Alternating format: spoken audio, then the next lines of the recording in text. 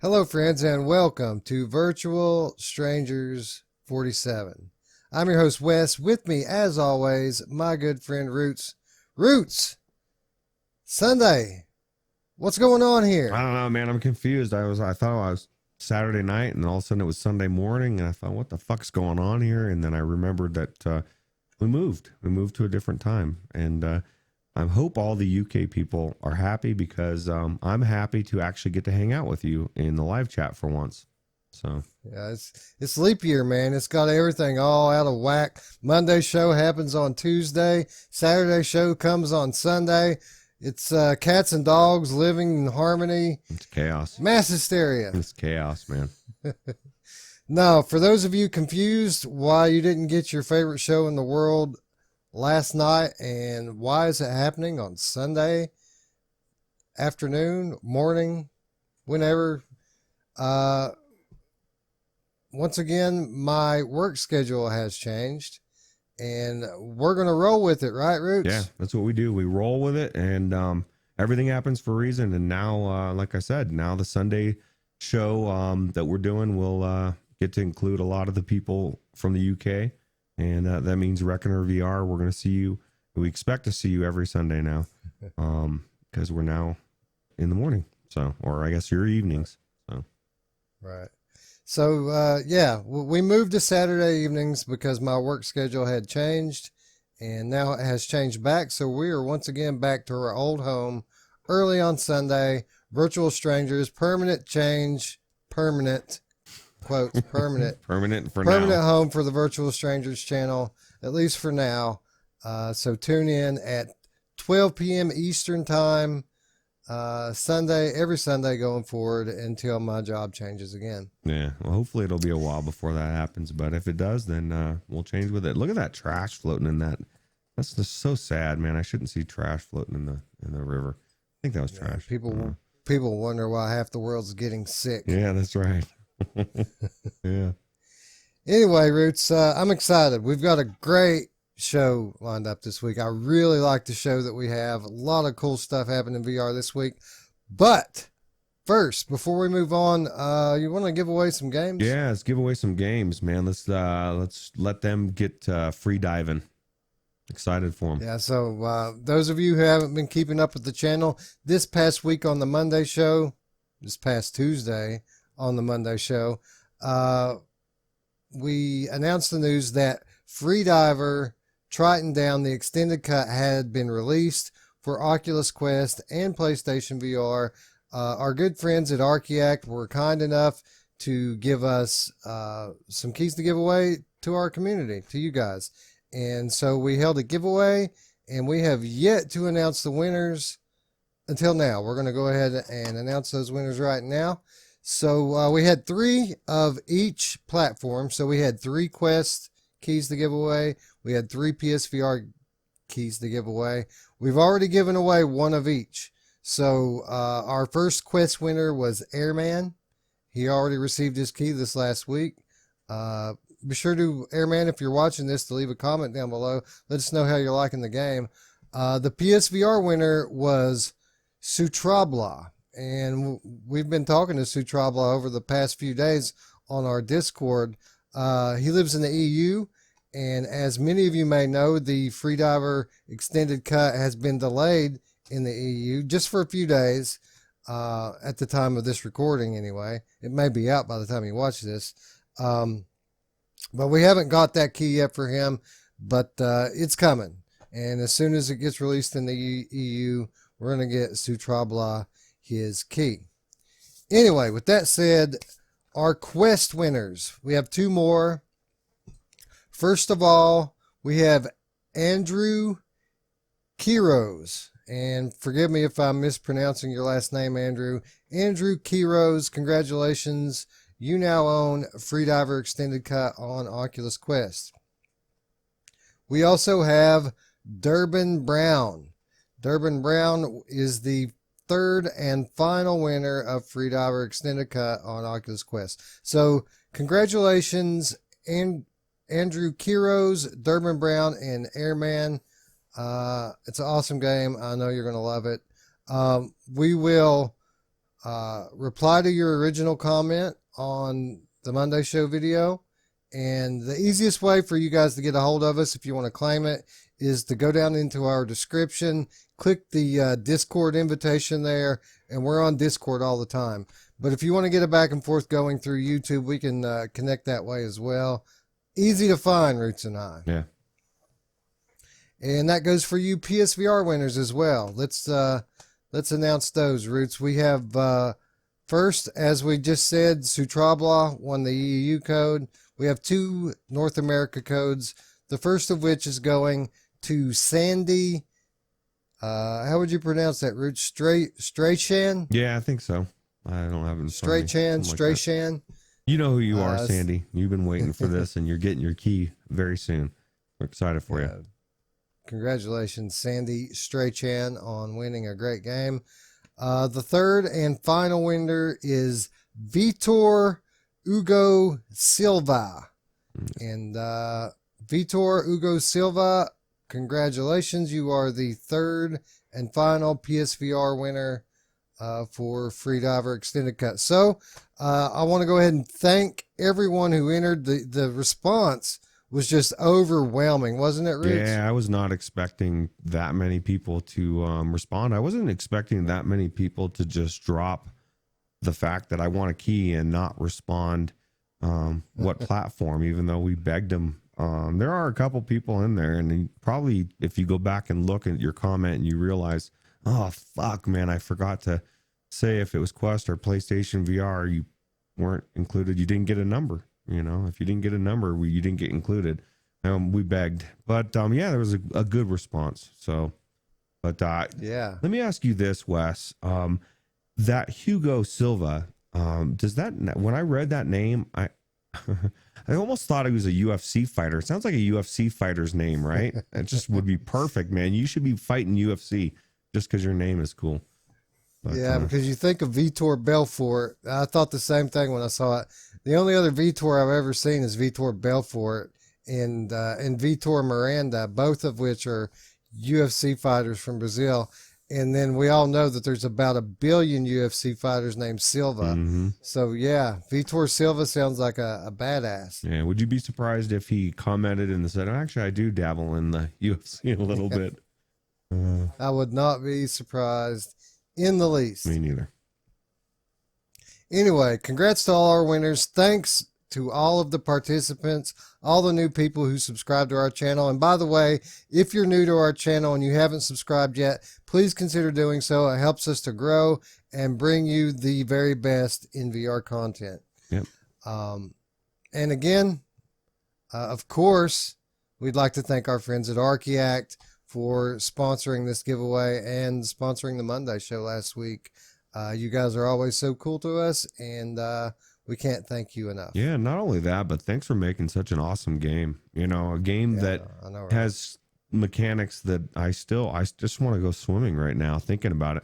It's just so good. So it is. It's a great experience, and it surprised me the first time I played it how great it was, and I was taken aback the second time that I played it. Like, oh yeah, now I remember how good this was. yeah, that's why I legitimately am excited for everybody that won the game, because I went through the second time and I had just as much fun as the first time. Yeah, almost more fun, just because I kind of knew what I was doing a little bit more, and my mind forgets stuff so easily. Like 8 months ago, I didn't remember the story.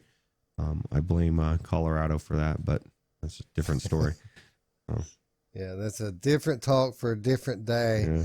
Yeah. Today, we're going to talk about VR, and I want to get started on it, Ruuts. I want to get into this week's show because there's so many cool things that I want to talk about, like coronavirus.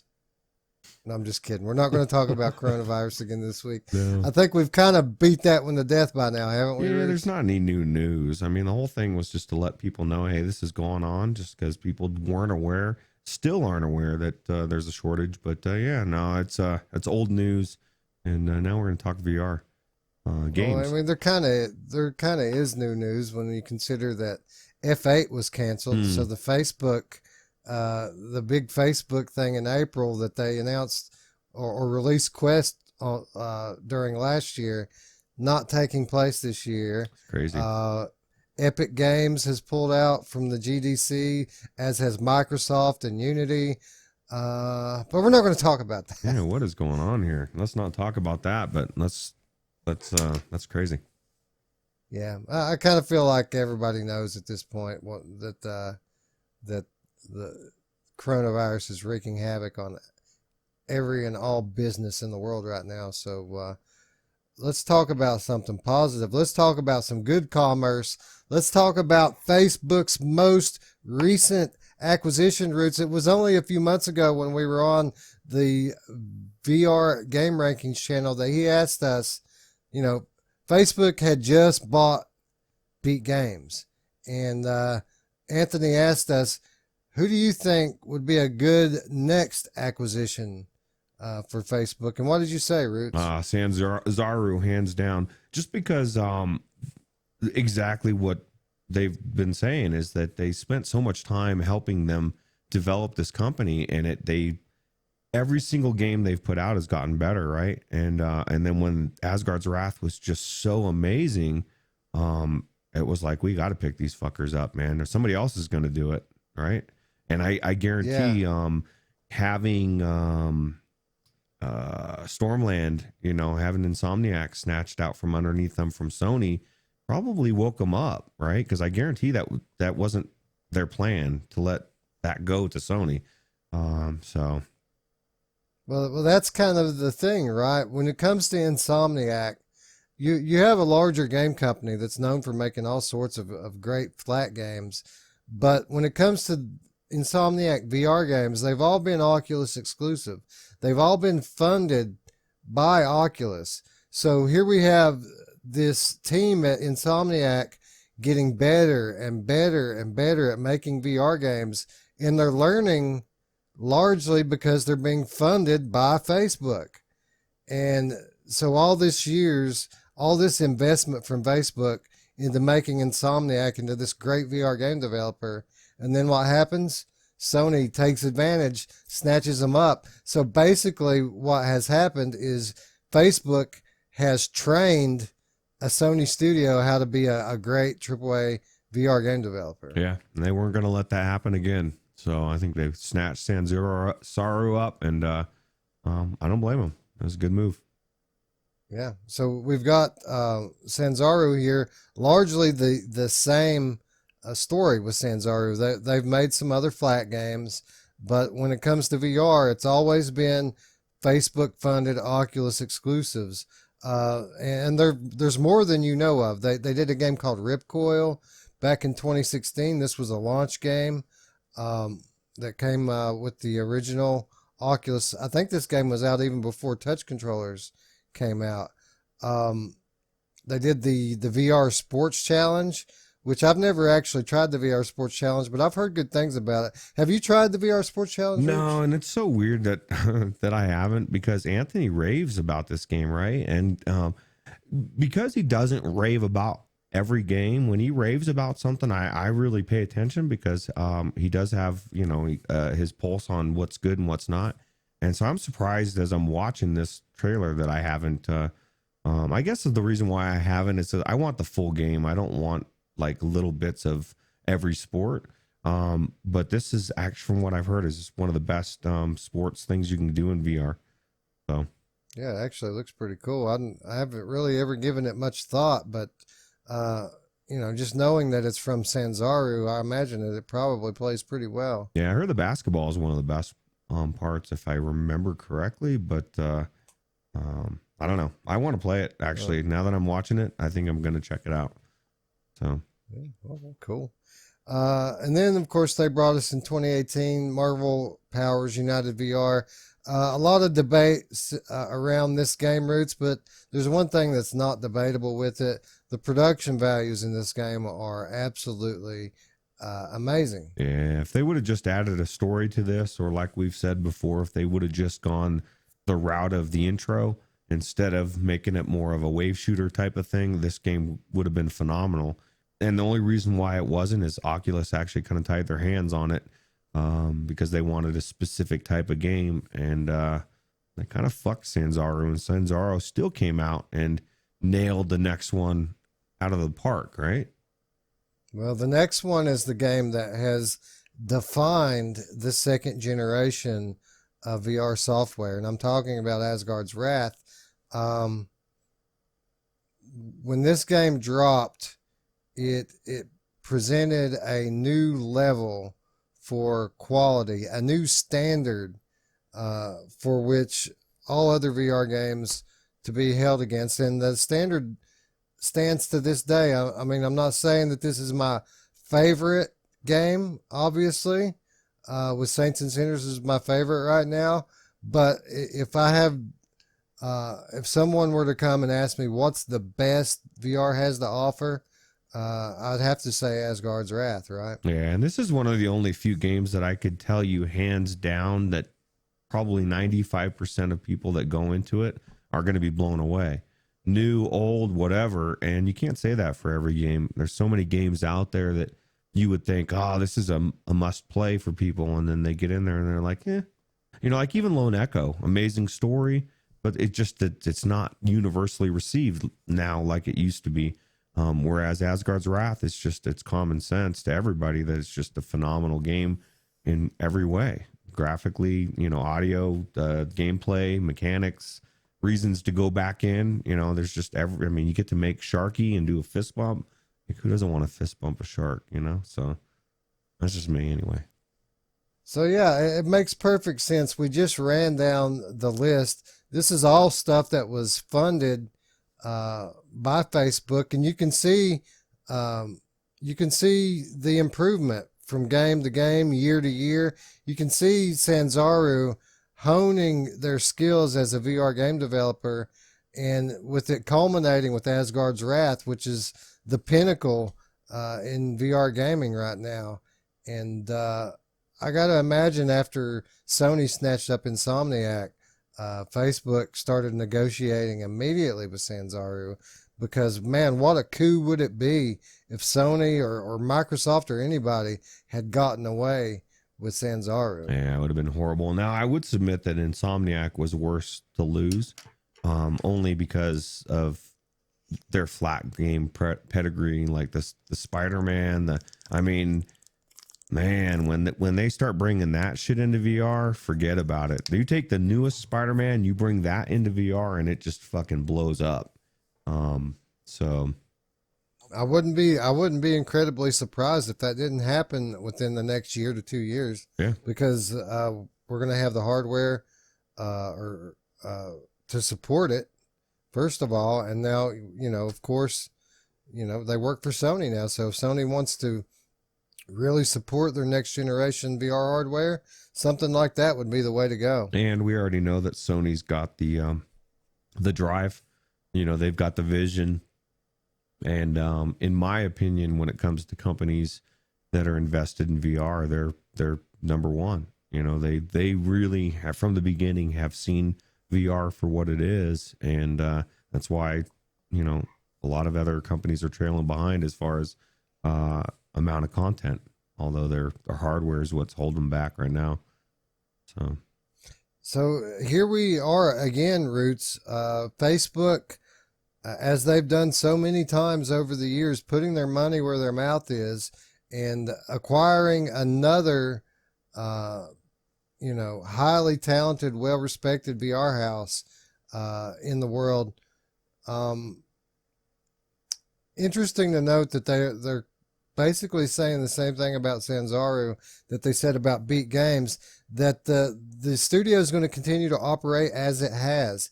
It's going to be run independently, and Facebook's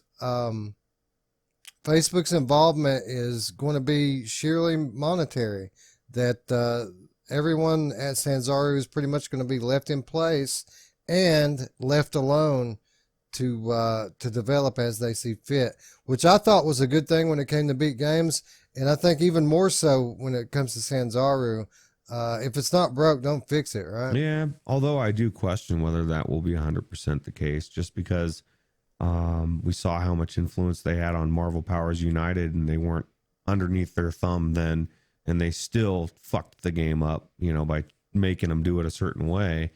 So we'll see. Hopefully what you just said will be the exact case, that they'll just give them money and step back and let them do what they do, obviously do well. And we'll see a really good sequel, or who knows what, you know? Yeah. So when we see stuff like this happening, you know, obviously our mind goes back to Sony, and are they going to continue? Sony's really got a good stable of studios already.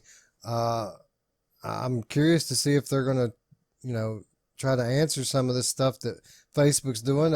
Actually, I kind of doubt it, because I feel like Sony looks at Microsoft as more of a competitor than Facebook. You know, obviously, they kind of feel like they're in their own bubble when it comes to VR. They're trying to sell VR to their install base. They're not trying to go out and just grab new users like that.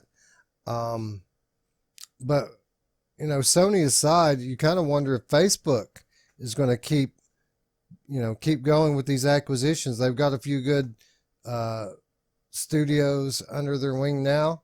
And when asked about it, they wouldn't really say what they're going to do. But we do have a quote.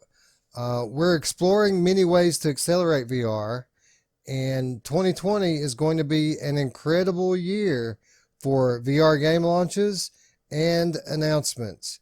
We're thrilled to have Sanzaru joining our team.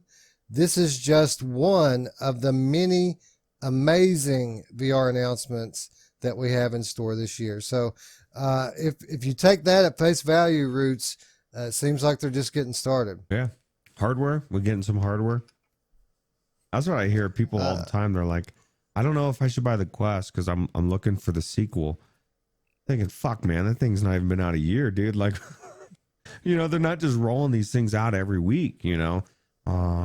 At some point, you got to jump in. That's the way I feel about it anyway. Yeah, we're probably at the very least a year away from any kind of upgraded hardware from Facebook.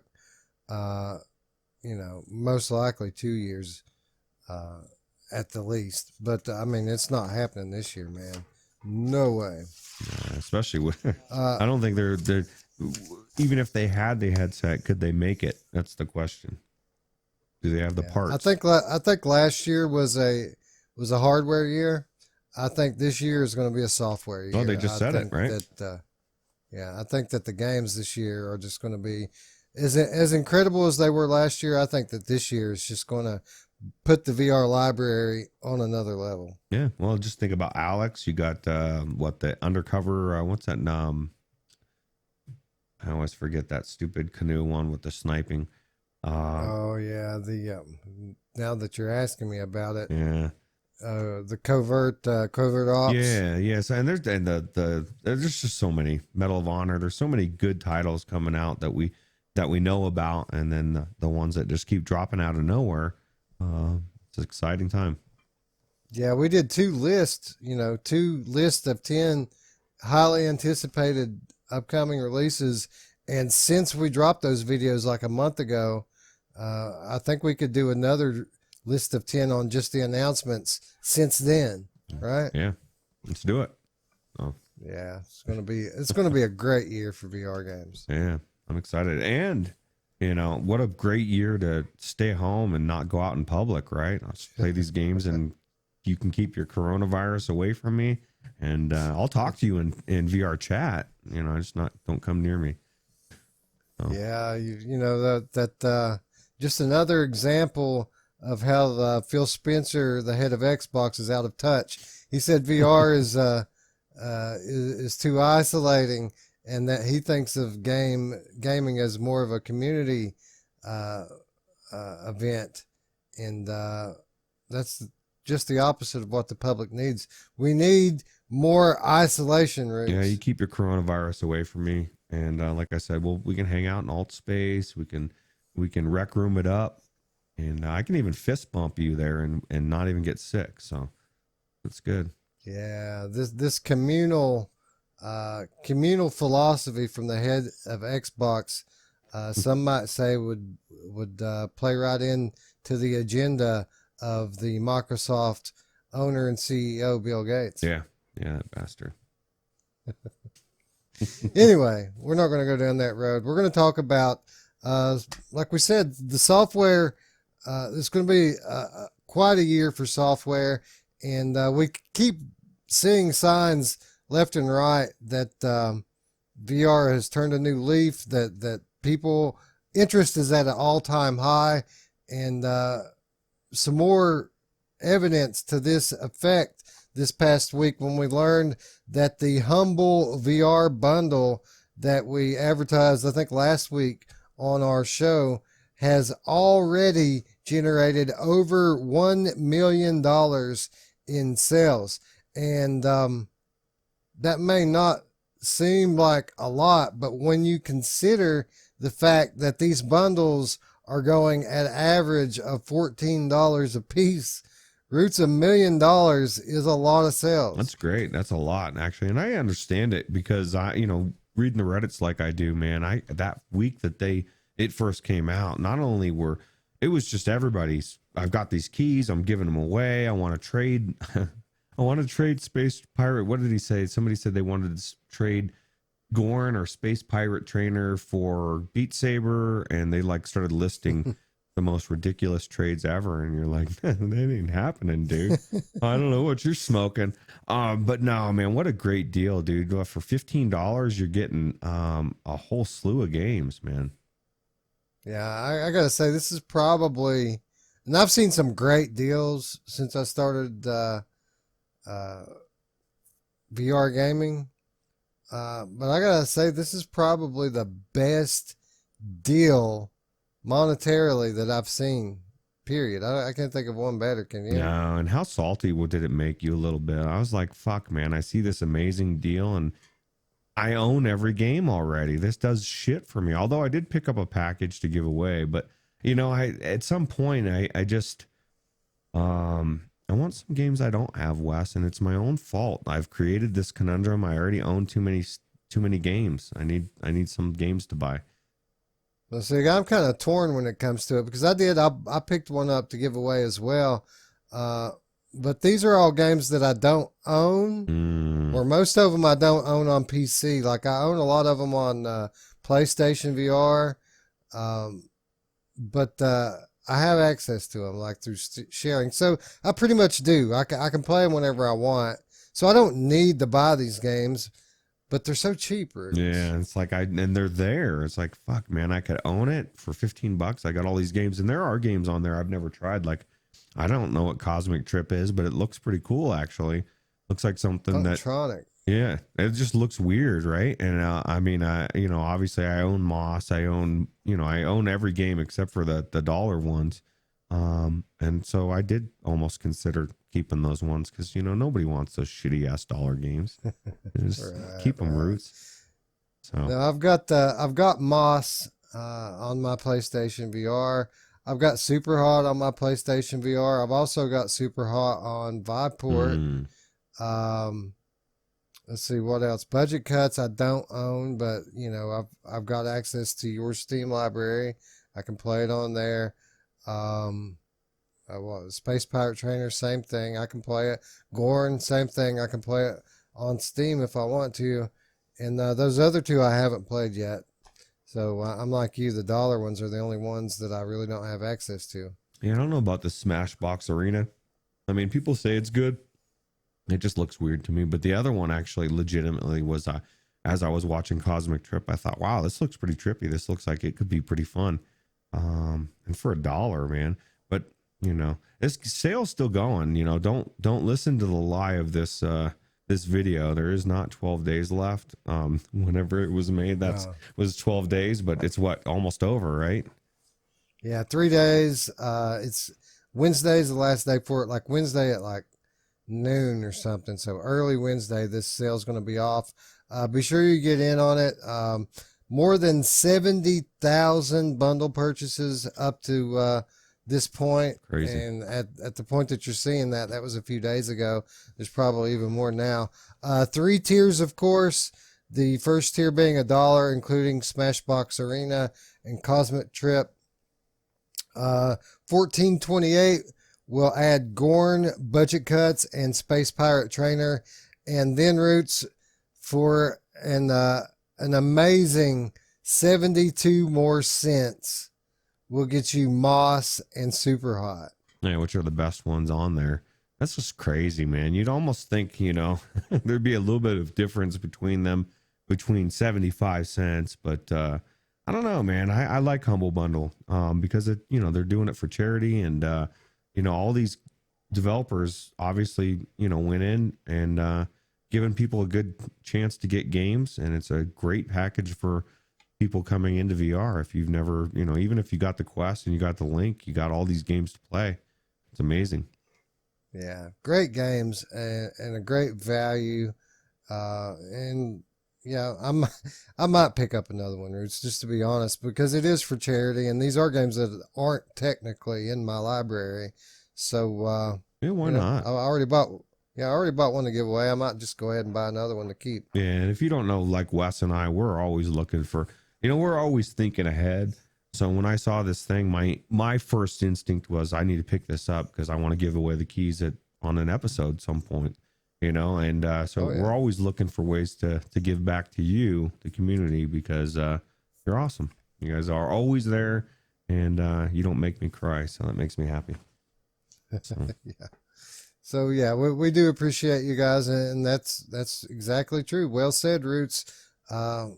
The first thing we thought of when we saw this was you guys, and we both bought one for you. Yep. And we will give it to you at some point in the future, just so long as you continue being the awesome community that you have always been up until this point. Yeah. Okay, so awesome news. The Humble VR bundle doing so well. Just more evidence that VR is becoming more of a mainstay, more of a gaining more of a foothold in the larger gaming sphere. And speaking to that effect, Nvidia, we've got some interesting news from Nvidia this past week. I guess it was about a month ago, or maybe a little bit longer, that Nvidia introduced their variable rate super sampling for virtual reality. And what this does is it kind of works like foveated rendering, only it's super sampling. So the area that you're focused on in the center of your field of view, according to this new feature, the new RTX Nvidia graphics cards can now super sample the center of your field of view at one rate and then your periphery at another rate, thus saving a lot of your system resources and allowing you to get performance above what you would normally be able to get from your rig, no matter what level it's built at. A really cool feature, more evidence, in my opinion, that VR is becoming more of a regular thing now in the larger gaming sphere. When you start to see features like this being developed specifically for VR, it kind of makes you feel good. It makes you feel like we've kind of made it a little bit.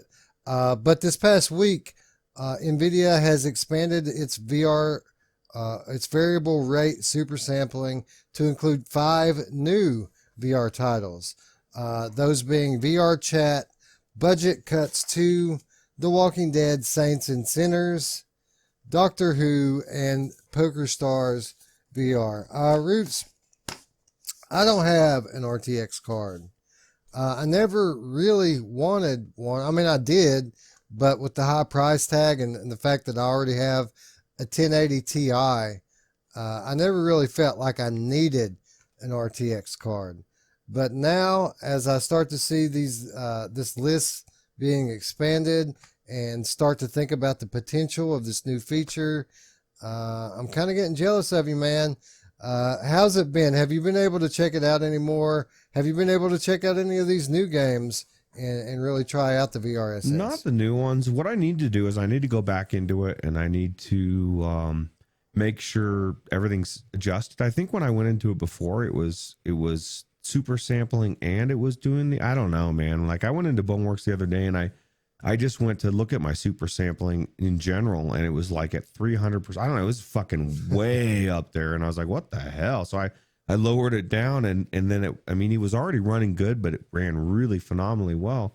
And as I was listening to you talk about this, the benefits for me, at least in the short term, that I think is going to be the most used for this application is going to be for the index users, and being able to use the refresh rate at the same time as getting that super sampling. Because right now you gotta sacrifice one or the other. You gotta decide, do I want it to look good or do I want it to run faster?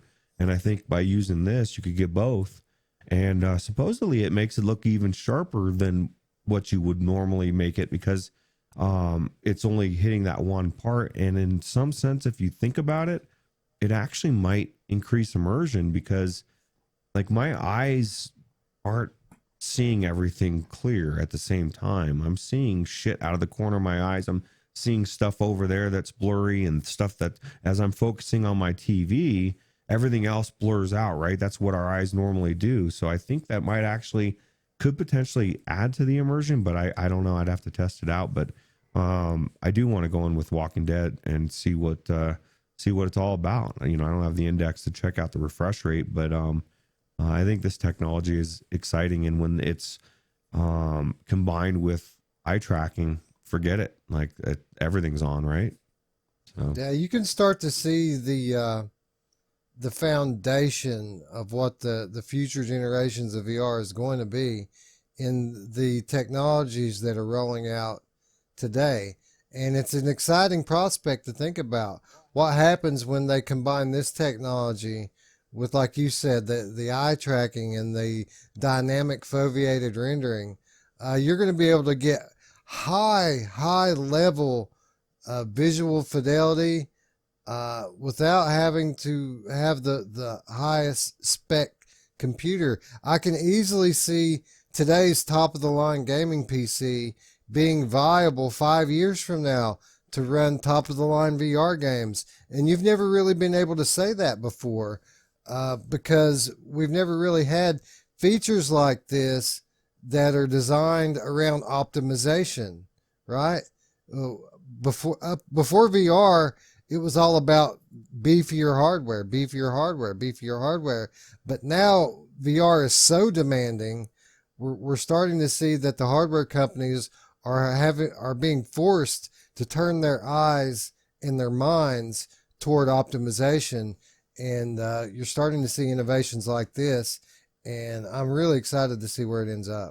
yeah, it's an exciting time, and they're having no choice, like you said. You know, one of the biggest gripes with headsets these days is everybody wants more. They want more. I want this feature. I want that feature, but our hardware is struggling to run those. What we have now, and like you said, as they add all this optimization, it just takes that out of the equation. And imagine, you know, with the next level, you know, we're talking about what we're running now being good 5 years from now, but imagine the new shit 5 years from now running stuff. I don't know, man. We're going to get to the point, and it's going to be sooner than later, where you're not going to hear the flat gamers come into VR and saying, it just doesn't look as good as a flat game. Be like, nah, this looks as good, and I'm fucking in it, you know? And it's exciting. Yeah, when you start to think about pairing this up with the eye tracking and the foveated rendering, and then you have varifocal lenses that we can throw into that equation, along with the wide field of view and high refresh rates. You're talking about a new level of realism in VR, and really the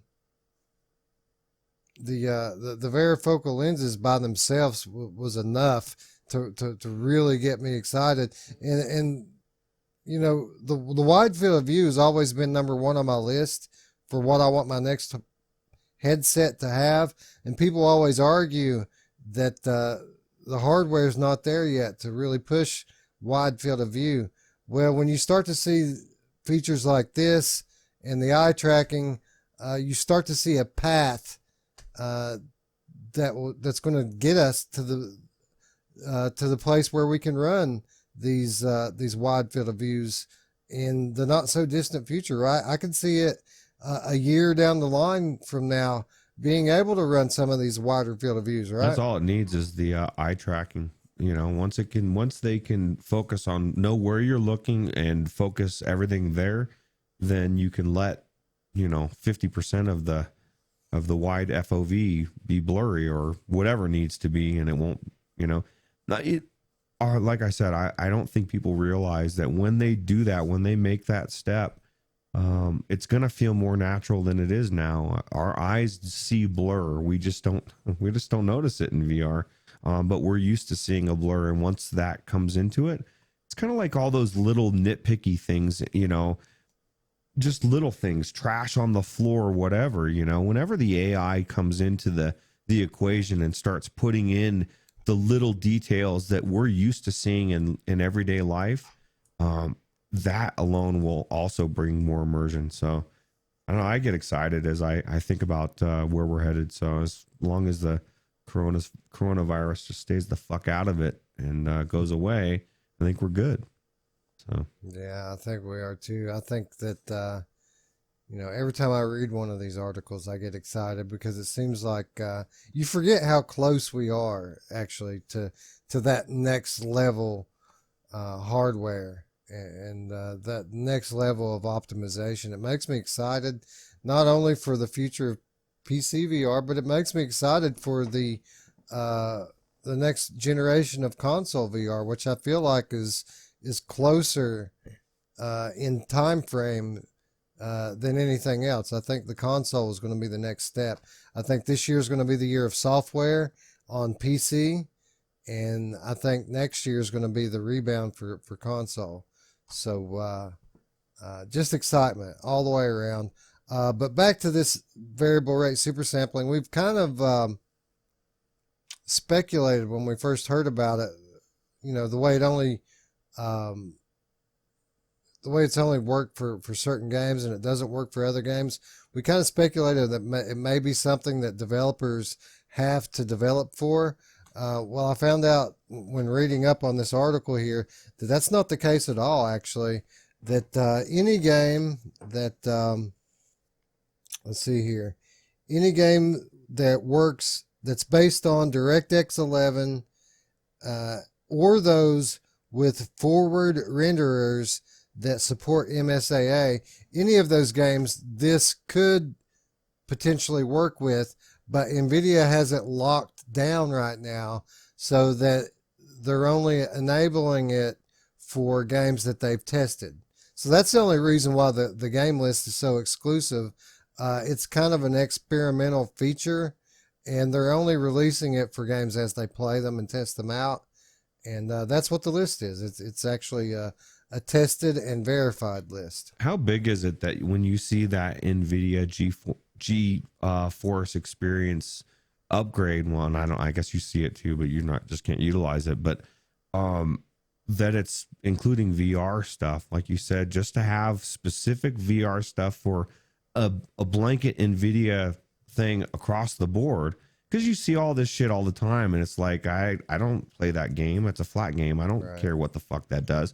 But to see something I can use for VR, and just for the people that don't have VR to see my shit that they can't use for once, it makes me feel good. So yeah, to an outside observer, it might not seem like such a big deal, but trust me, like a year and a half ago, you never heard stuff like this. You know what I mean? I mean, we were just kind of like the bastard stepchild in the back of the room that everybody just kind of wanted us to go away. But here we were going, no, man, just try it. Just try it. It's awesome, I promise. And finally people tried it, and they're starting to realize how awesome it is. They figured out that the bastard stepchild actually has an inheritance, and now they're trying to be nice to us. And it's a good idea. So. Yeah, because Half-Life Alyx is coming next month, and that, my friend, is going to be the event. Oh man, I can't wait. Just a few weeks now, man. We're in. I guess by the time this airs, we're going to be in March, right? Yeah, it's gonna be 3 weeks, dude.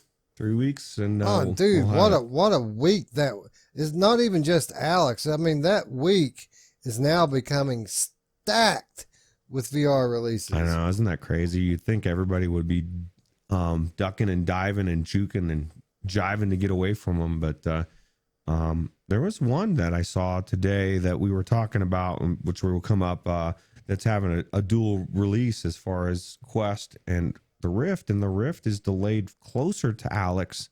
You would think it'd be the other way around, but yeah, I guess we'll go over that when we get to it. Yeah, we'll talk about that in a few minutes.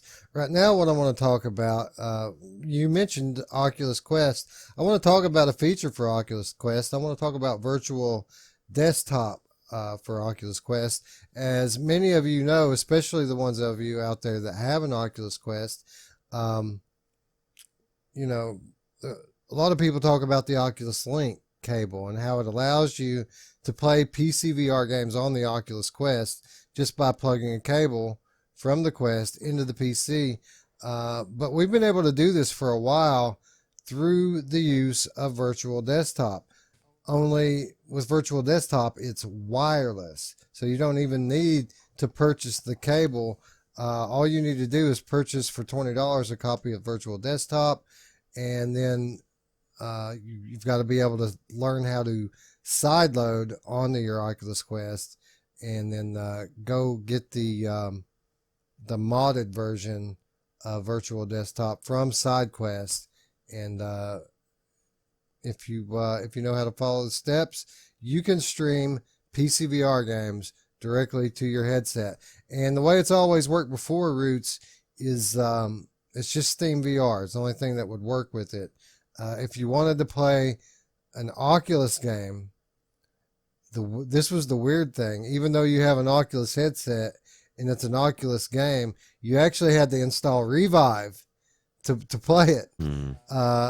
That is until the next virtual desktop update, because Geigo has rebuilt the wireless streaming feature Oculus Quest owners use to play PC VR games from their computer using virtual desktop.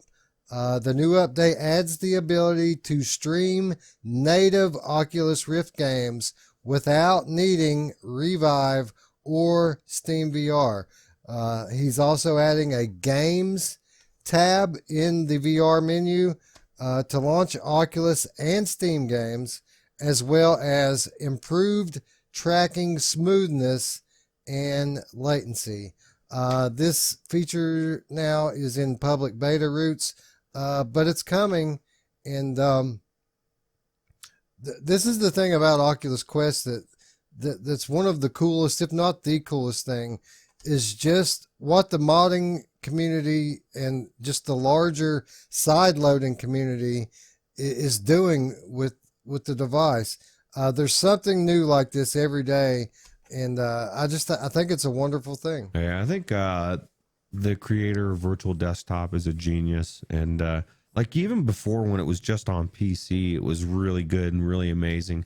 And then when he took it to the Quest at the beginning, everyone wondered whether it was even going to stay because it was pushing some shit that you thought there's no way they're letting this fly.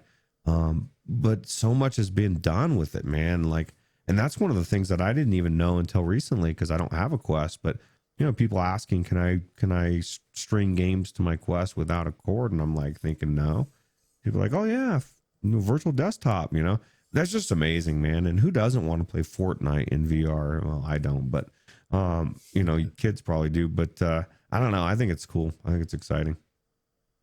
Yeah, I'm interested to see how it works. Because it isn't just that you can stream Oculus games directly now, but he does he does say that the latency and tracking smoothness is improved as well.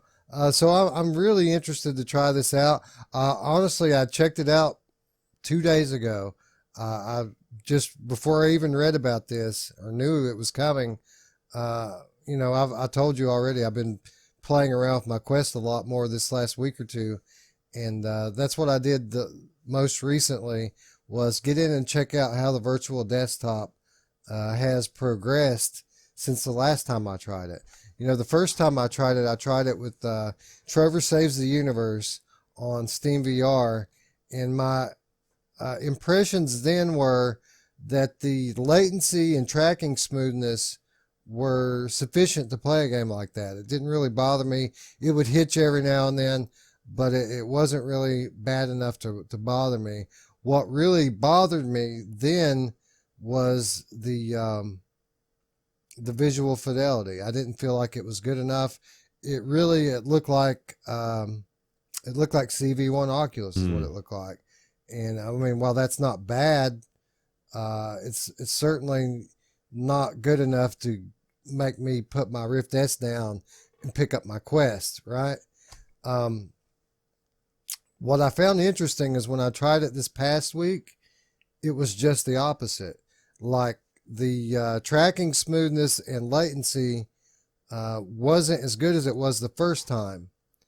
Now, come to find out, my sons were streaming through my router in there. My daughter was streaming. My wife, everybody was using the internet through my router. So of course, the latency kind of sucked on it.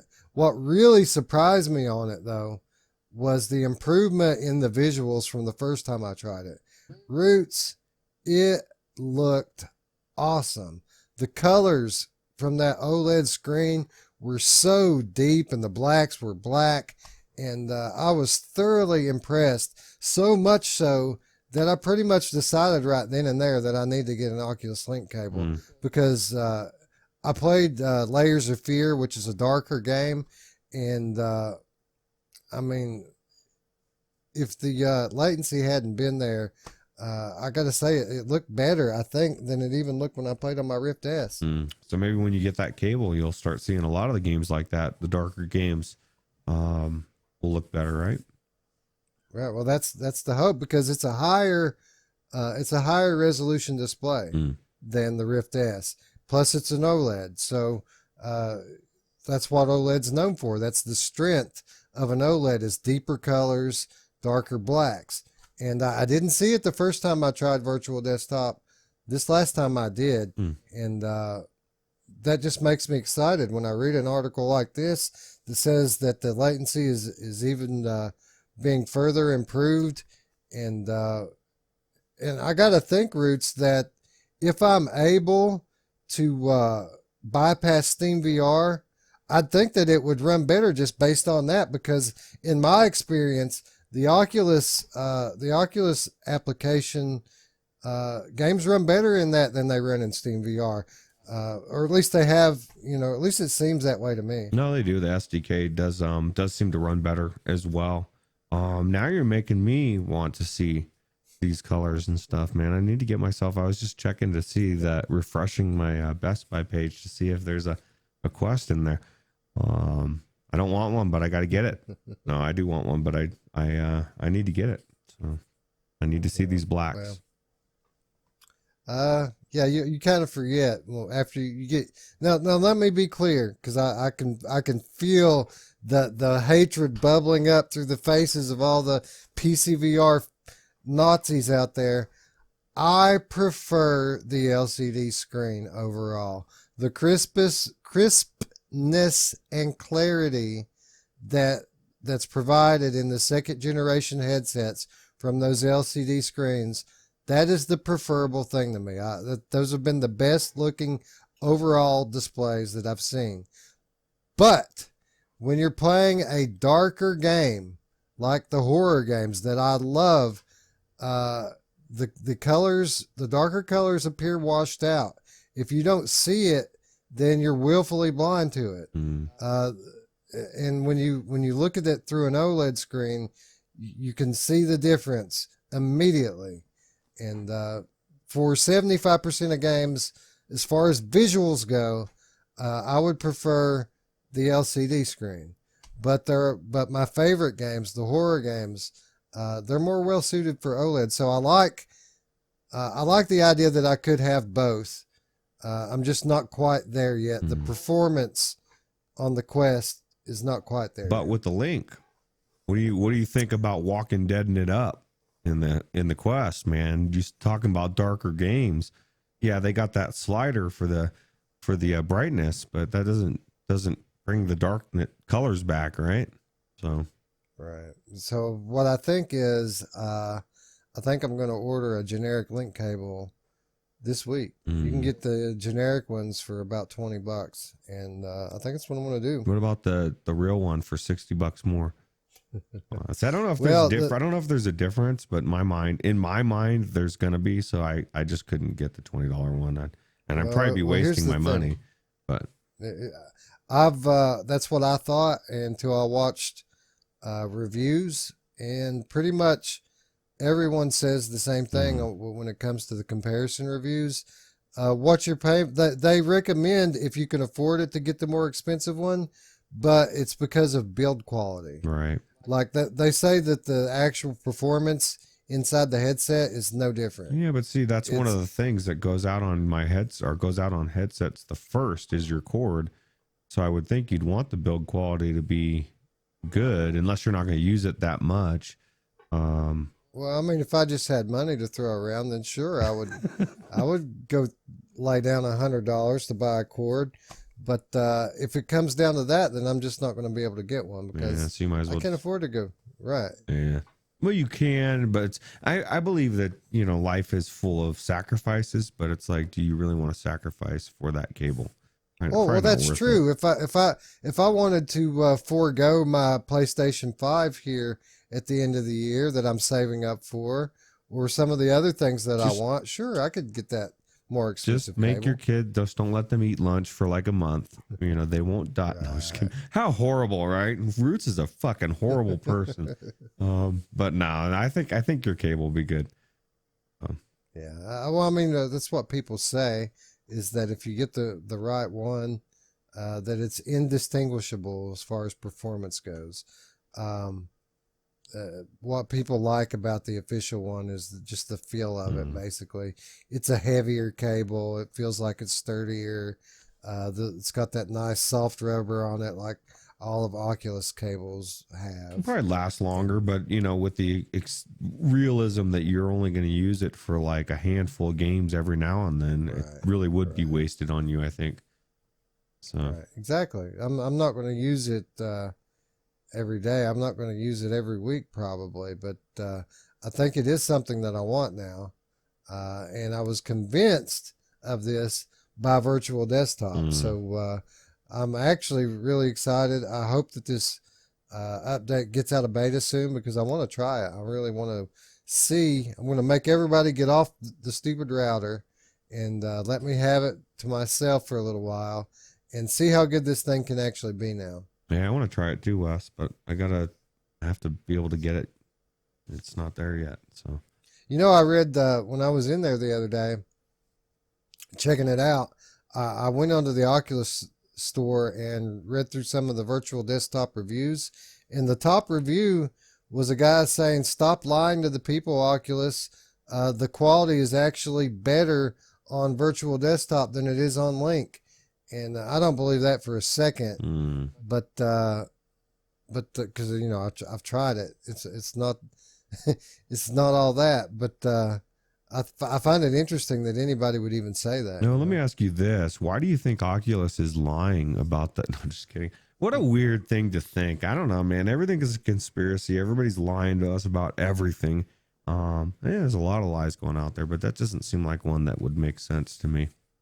Yeah, it's kind of weird. And while we're on the subject, how cool is this developer, man? This guy Godin.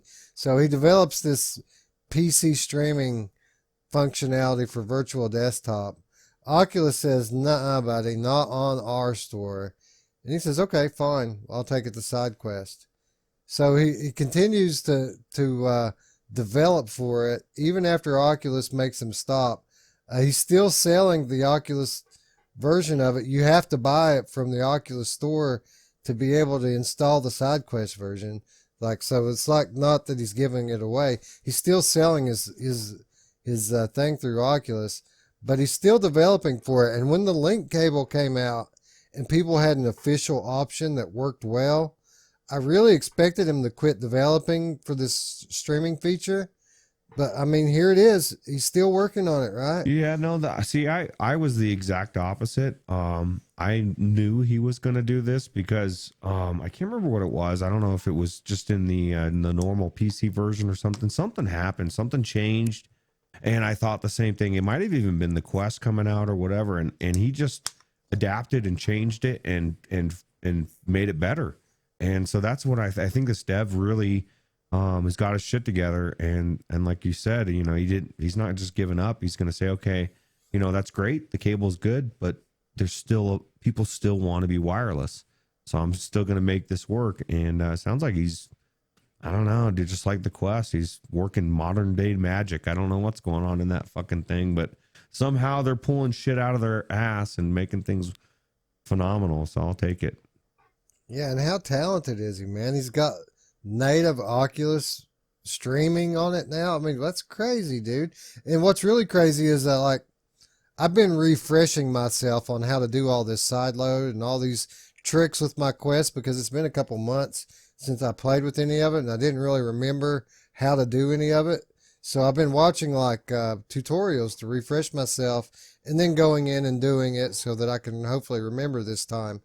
With the virtual desktop, I didn't remember it at first, but it's literally after you set it up, you just go in and you turn it on. There's nothing to it. Like you literally just start the streamer on your PC, and you go into the Quest and you click on virtual desktop, and bam, you've got VR games coming from the PC just like that. You go start Steam VR and it kicks you in to Steam VR just like you had your Rift S on. Well, you know, what I've used it the most for virtual desktop, which I guess a lot of people probably would use it as well, is watching the 3D videos, right, from YouTube or whatever, ones that are not 3D, but you know, where you're, I mean, it's just really 360, and it's a good software for that as well, I would imagine, on the Quest. Yeah, I haven't tried that, but because you can stream YouTube straight through the Quest, but I gotta imagine that it probably would be good for my my home videos, my VR home videos with my camera. Yeah, that's a good idea. Probably would be a good way to watch that straight from my computer. Yeah, sounds good. Anyway, kudos, Gygoden, for supporting your software, and man, am I looking forward to trying out this next iteration of it, because I was thoroughly impressed with the improvement in the visual fidelity. I mean, it looked really good. I mean, it was sharp and the colors were deep. I was surprised. I wasn't expecting it when I went in, honestly. Yeah, you're not making it easier for me not having my Quest. So now that I've decided, now that I've decided that I want to get one, or that I'm gonna get one, it's like I can't get it. So I'm gonna go on. I think after I get done filming this, I'm gonna go on Reddit and I'm gonna bitch and say, "Where's all the Quests and why can't I find them?" So, Ruuts wants his now. I want it now. I didn't want one too. Yeah, I don't care. I don't. Now people are dying. What the fuck? That's not my problem. I want my Quest. Actually, that's not true. All right, man. So that's enough talking about the this and the that's of the last week. I said I promised these people an awesome show, and it really didn't have anything to do with all that stuff we just talked about. What I was talking about is the games we're talking about this week, Ruuts. Boy, do we have some good banging looking games this week.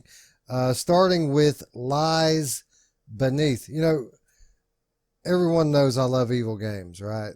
This is my thing. I love horror games. And, you know, I say it all the time, you know, horror in VR is unmatched. It's unrivaled.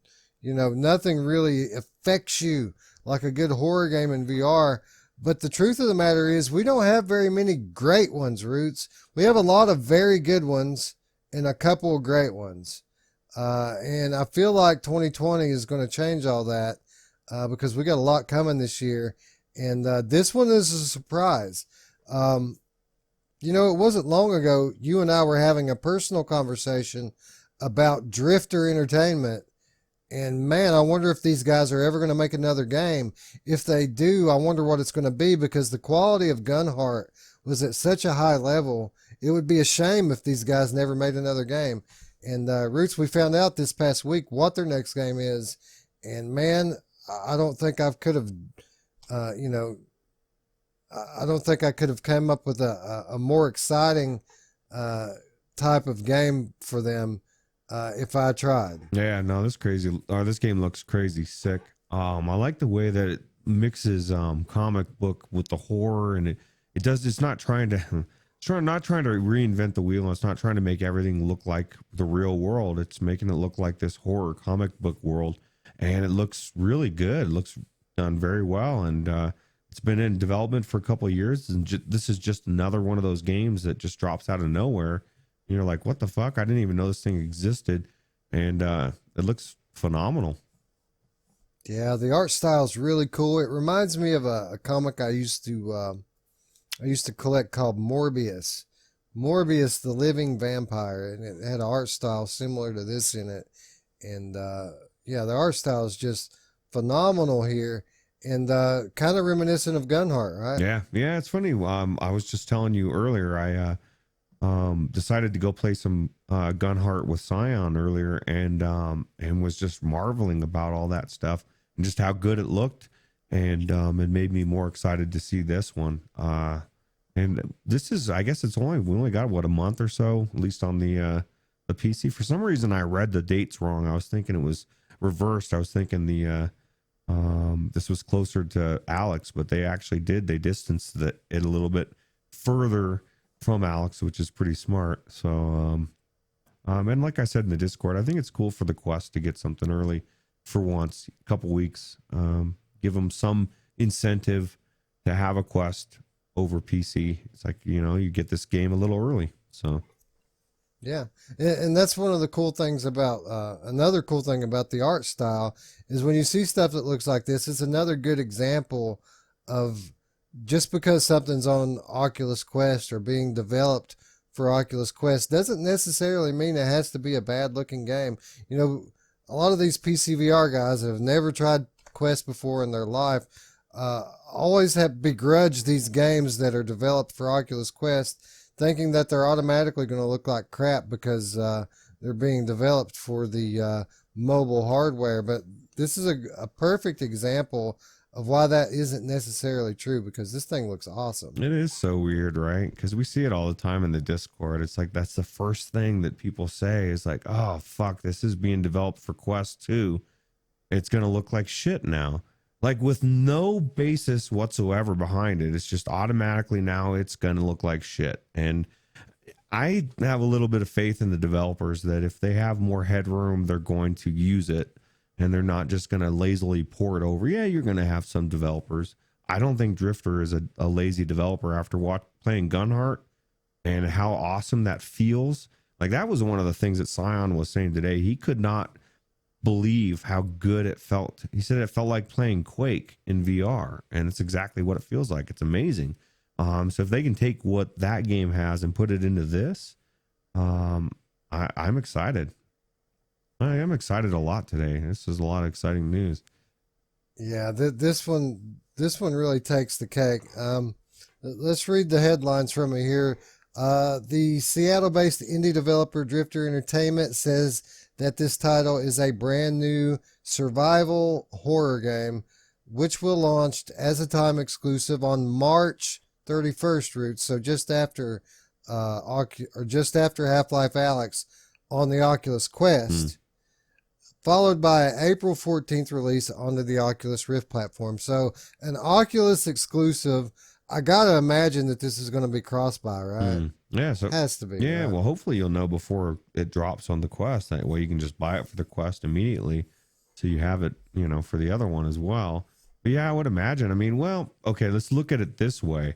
Theoretically, it has to be an Oculus exclusive, at least Oculus exclusive, but a cross-buy, because they said, Oculus Studios would, the only reason why it would be limited was if the developer limited it, right? So right. You would think, since it's an Oculus game, it should be cross-buy. I would almost bet on it. Right. You would think so, but is Oculus Studios publishing this, or I don't know. or is it, well, I saw Oculus at the beginning. So I don't know. Yeah, Oculus Oh, Studios. there it is, Oculus Studios. So yeah, you're right. Yeah, this is most likely. I mean, I'd be shocked if it weren't. But anyway, March 31st for the Oculus Quest version, April 14th on Rift. So it's going to be one of these deals like Fate or Immortal or Under Presents, I think. Was it? yeah, where you get it first on Quest, and then a couple weeks later you get your free copy on Rift if you have both, like I do.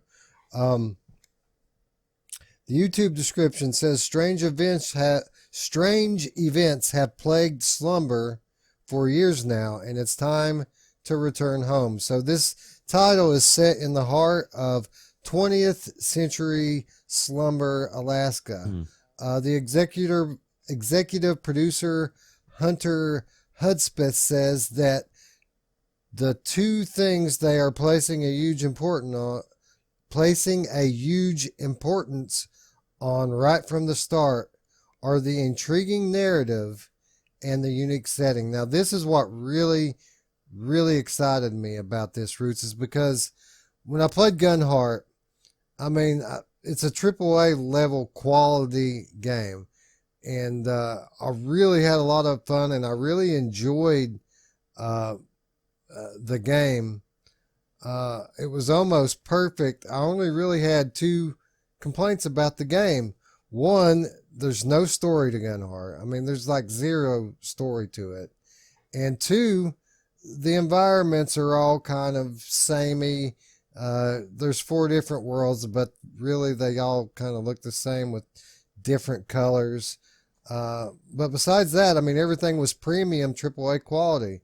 So the two things that I said were the weaknesses of Gunheart are the two things that they're focusing on the most with this title. And that, my friend, speaks to me that this is probably going to be one of the best games of the year. Yeah, because they probably took the criticism from people from the last game, and they're fixing it in this one. And I mean, the action already looks good. The gunplay, you know, you're swinging an axe at a face crab jumping in your face. You know, as long as it's got a good story, I see it being amazing. Yeah, they say that this game takes influence by earlier survival horror classics such as Silent Hill and Resident Evil in terms of gameplay. And the developers have expressed their love of how these games blend a masterclass in creepy mood setting punctuated with terrifying action sequences. So it's taking that old tried and true horror formula that we've seen in Resident Evil and Silent Hill, where they put you in this creepy environment. Everything's kind of slow, and you're just kind of creeped out. Noises, you know, you may be hearing noises all around you, but nothing's there. And then all of a sudden, the shit just hits the fan, and you have to react quickly, and it basically shoots your heart straight out your asshole. Yeah, it's a tried and true formula for horror games, and if that's really what they're going for here, again, my excitement level is just up here. I'm excited by the fact that every enemy that I've seen attack was moving fairly quickly. You know, there's nothing worse to me than enemies that are just kind of lumbering at you. You know, I want shit running in my face, so I'm like, get the fuck out of it, and I'm shooting them in the face. That's what I want.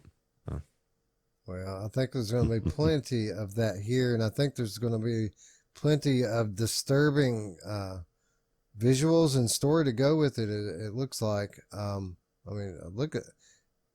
Just looks amazing. I don't know. Like yeah, I'm trying not to trip over my words because I'm so excited for this one. I just think the art style is what is going to do it for this, and it just looks different. And I'm excited, and it's just one of those things that we've been saying for 6 months now. Is like how, you know, we even said this when we said there was nothing coming out this month. You know, well, there's going to be games that are going to drop out of nowhere, and this is one of them. So well, let me ask you this: nothing I'm seeing here says to me that it won't look like this on the Quest. I think it will look pretty much just like this on the Oculus Quest. So what I'm asking you, Roots, is if 2 weeks later it comes out and it looks exactly like this on PC, are you really going to be disappointed? No, I don't understand why, I don't know. I think people just get worked up about, they want to worry, Wes. They want to freak out. And nothing says optimization on the Quest like comic book graphics. Like, you can really do a lot with this type of shading and everything. Like even The Walking Dead, I think Saints and Sinners is going to look very similar because of the art style, Right. Obviously, it'll be dialed back from what it looks like on the PC, because the PC just looks so good. But yeah, I think so too. I think it's going to surprise a lot of people how it turns out. Yep.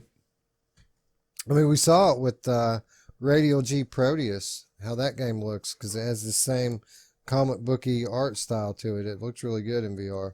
Yeah, I need to play that game on the Quest. Yeah, me too. I'm hoping to actually get into it here in the next week or two. Nice. In terms of the world, it draws inspiration from the comic world here. It says that it compares it to the Junji Ito style of Japanese horror comics. Yeah, not familiar with Junji Ito, are you? No, means nothing to me, but I'm sure there's somebody out there that's like, oh my God, Junji Ito or whatever his name is. But I'll know him after this game comes out. Yeah, that's you're right. There probably is someone out there saying that, and it's probably the guy who got all pissed off about our piece on Ashi Wash. You know what I'm saying? Yeah. You know what was funny about that was before anybody said anything, when it was posted before the premiere, the first comment that was on there was that they need to wash their foot. Like, that was the first thing. So I still think it's a bad idea to have a foot in your, and I'll go to my grave saying that. You just shouldn't have a foot in your promo. Not a good idea. Knock it till you try it, dude. Yeah. It's just like the Quest. Everyone who criticizes Ashi Wash are people who never played Ashi Wash. Well, you need to talk to your wife then, because when I asked her, when she said your kid asked for it, and I said, how can you turn them down? She said, it was pretty easy. If your kid's asking for a game to play that involves a foot, and you're like, no, you're just not, no, man. It's kind of like when your kid comes to you and they want to buy some really shitty ass toy, and you look at it and it's going to break within a week, and you're like, I'm not buying that because it's garbage. That's Ashi Wash. But maybe. What the funny thing is that he wanted to buy that game because he recognized it. He knew it. He had seen it from another YouTuber. Really? Some flat gamer YouTuber that he watches had played Ashi Wash. Wow, it's amazing how many kids. That is a draw. When kids see the YouTubers playing the game, they want to play that game. It's pretty smart. So. Yeah. All right. So as far as the story with this game goes, the player assumes the role of returning college student May, who must fight to save her father and her sanity from the terrifying townsfolk and creepy creatures infecting her hometown. Apparently, you also uncover the secrets of slumber and of May's past. May will have a full arsenal of melee and ranged weapons to combat the monsters across the menacing remnants of her hometown.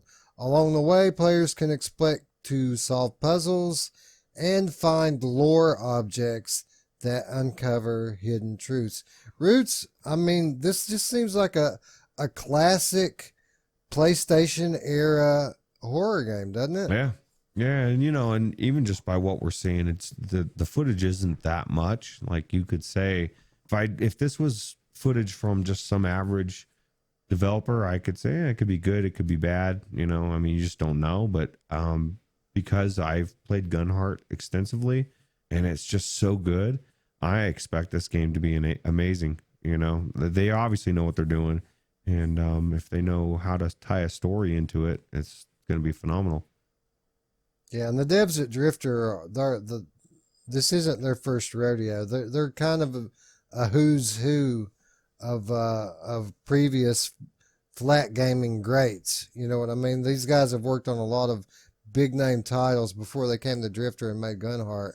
That's why we were so interested in what their next game would be, because we know these guys have pedigree, and I think we're about to be reminded of what these guys can actually do. Yeah, 6 weeks. That's all we got to wait. Yeah, yeah. I can't wait, dude. It's going to be such a good month. Oh man, it's going to be such a good month. We had Half-Life Alex coming. We got Down the Rabbit Hole coming that same week, and now we've got this coming that same freaking week, dude, or a week later anyway. That's crazy.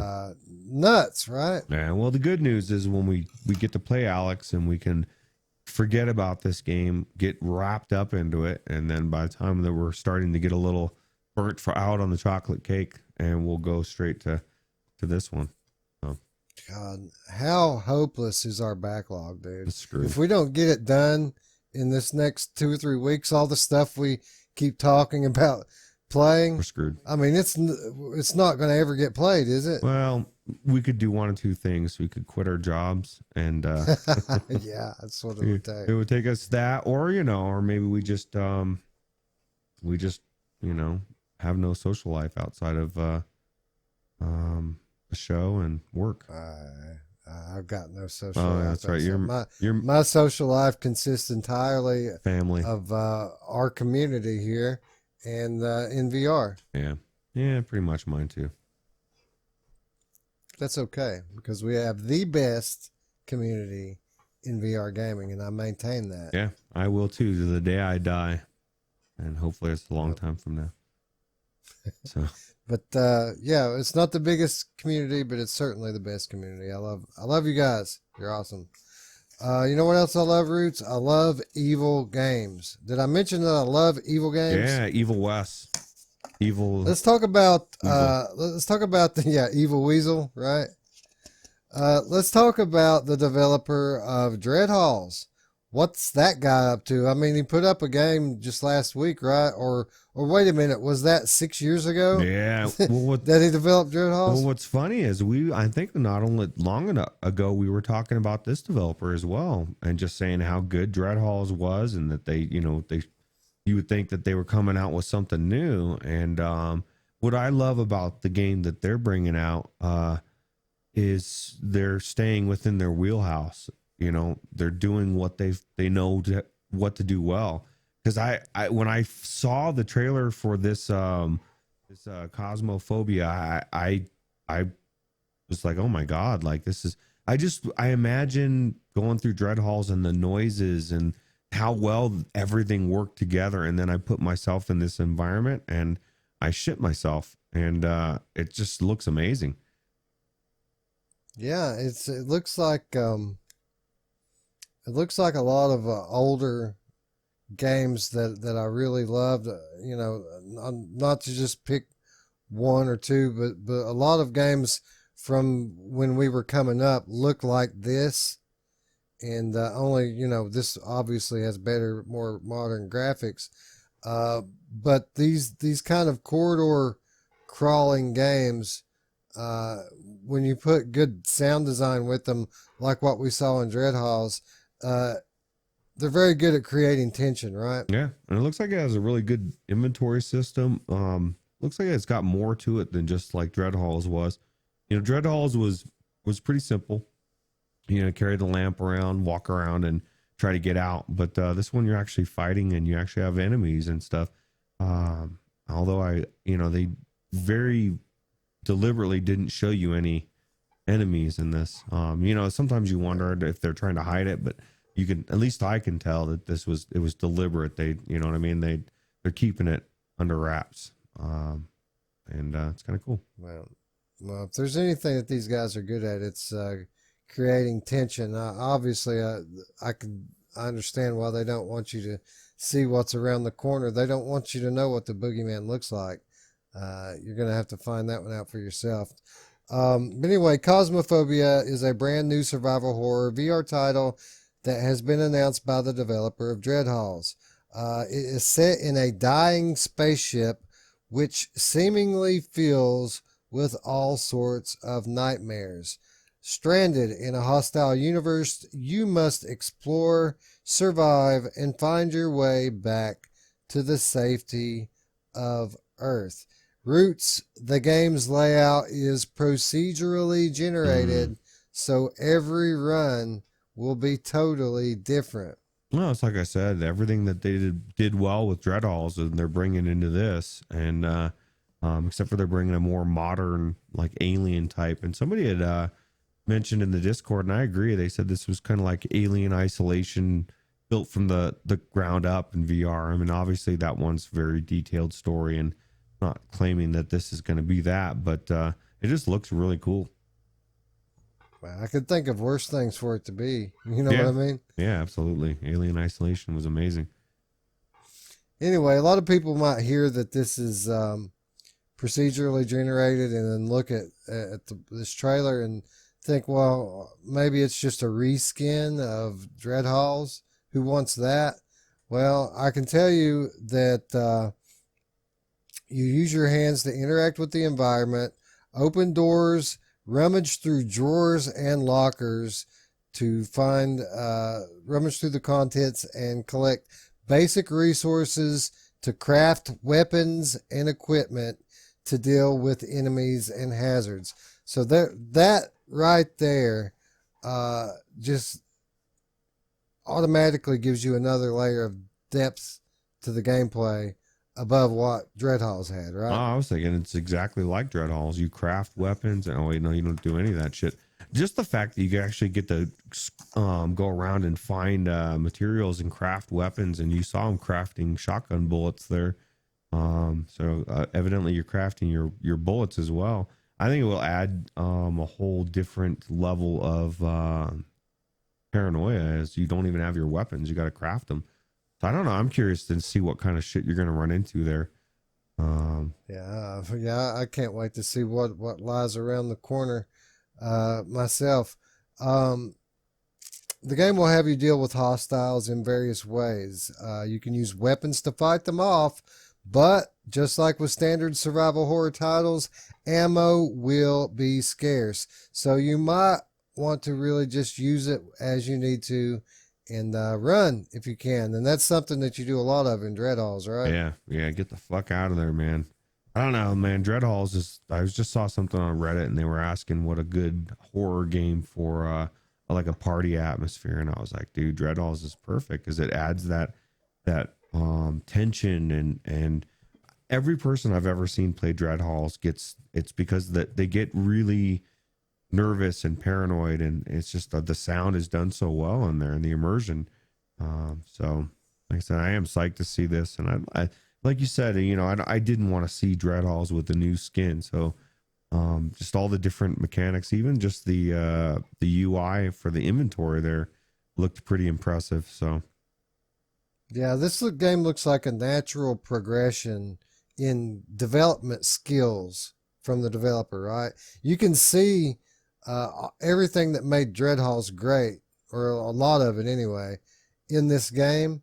But you can also see that the developer over the last 5 years has developed his skills, has learned how to do new things. He's not a one-trick pony, but the skill with which they use, you know, audio, visual, the way that they blended everything together to build tension in Dread Halls, it was exceptional. I mean, it wasn't just good. It was very good. It was almost like a filmmaker level of talent with the way they melded everything together, right? Yeah. And I can only imagine what that's going to be like with like an alien environment, sounds, you know, weird noises. Yeah, I'm definitely looking forward to this one. Now, we don't have a date for this, do we? No, White Door Games has not released a date for it, but it is on Steam right now. You can wish list it as we speak. You can go in there right now and do it. Sweet. I will do that, and I will look at it longingly until it's in my inventory. So. You know what I thought when I first saw that the title for the game? I thought it said Cosmophobia. So I was thinking that maybe it was about the fear of having 20-pound controllers in each hand. I have that fear every single day, Wes. And I wake up and I look over at my light Rift S controllers, and I sigh of relief. Yeah, I have Cosmophobia. Like, I wake up in cold sweats sometimes, like, oh my God, my tracking's so terrible. I realize I get a paranoid that I've overspent for my $300 for my thing. Think of what you could do with that $300 if you got the Rift S instead of the Cosmos. Although I will submit, because I've been looking at Rift S's and Quests all day, whether it be Best Buy, Amazon, just out of curiosity, and then also looking at the Quest to possibly pick it up. And the Cosmos is out there, man. I can get the Cosmos today. Well, I can buy it today. I think I have to wait a couple of days, but I can go get it. I can't get the Rift S, Quest, Index. Pretty much almost every good headset out there is not available, but the Cosmos is there. Honestly, Ruuts, I would, if you had to buy something that's in stock today, I would suggest that you go and spend $230 Odyssey Plus, right? And get a Samsung Odyssey. Yeah. That's what I keep hearing. I keep hearing the tracking's not as bad as I thought, and it looks phenomenal. And it's got that cheap. Same OLED that I was raving about earlier, about how great the darks looked and the colors. It's got that same OLED screen in it. The only thing that I could see the Cosmos being beneficial, like say if I had to get one and I was getting it, if I had the Cosmos, I can ditch the controllers and get the Index, and I can spend money and get the good tracking. You can make the Cosmos a good headset. It's just expensive as fuck. You know, there's a path to that. There's a path, yeah. You know, whereas like the Odyssey Plus, you're gonna get what you get, so you don't have anywhere to build up to. But man, you got so much money in your pocket, you're happy as fuck. So yeah, dude, 200. Like, I think, you know, obviously neither of us have ever tried one, so we don't know how good it is.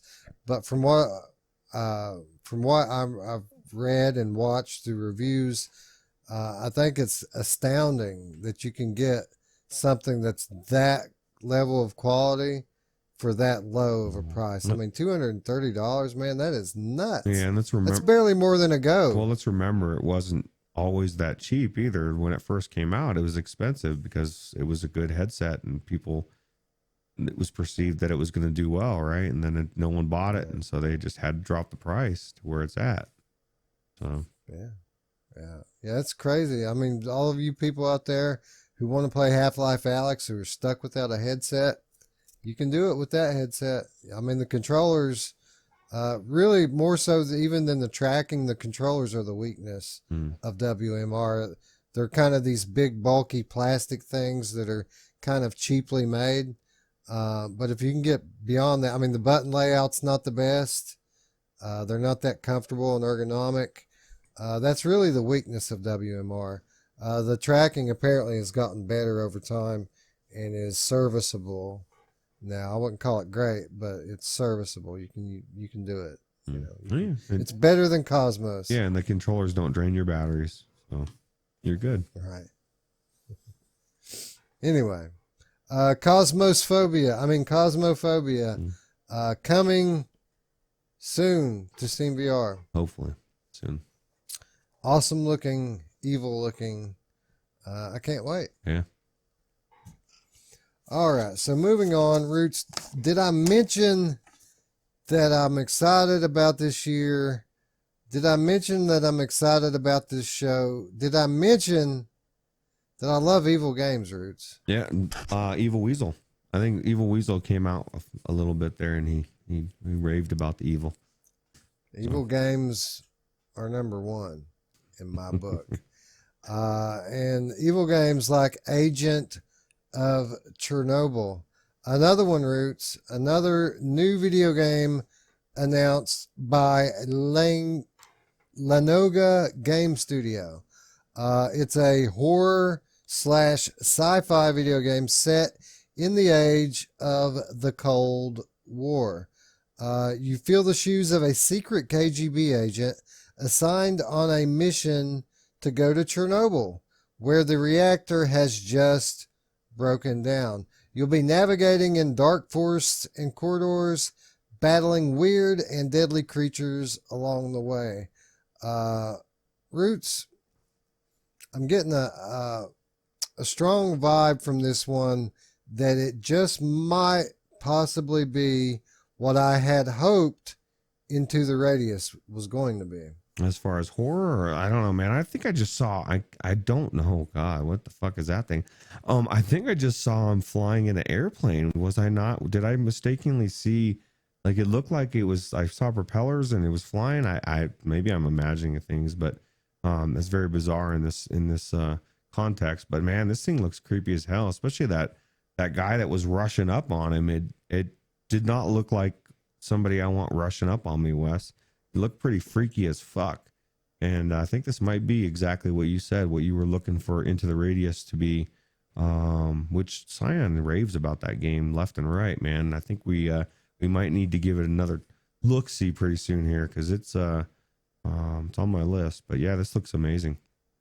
Yeah, Into the Radius, it's on my list as well. And I'll say this really quickly while we're on the subject. I did try Into the Radius again recently. I put about another hour into it, same hour that I put into the beta, and massive improvement from the beta. Just absolutely way better than it was before. But I wanted to get deeper into the game before I really spoke on it. Everyone says that it's a slow burn. It gets better as you go. So I want to get 2, 3, 4 hours into the game before I really start to do another segment on it. Yeah. With that said, massive improvement already. You know, they're from what I hear, I think Science said they're releasing another optimization patch or another patch this upcoming week. So yeah, and in related news, they have pushed back their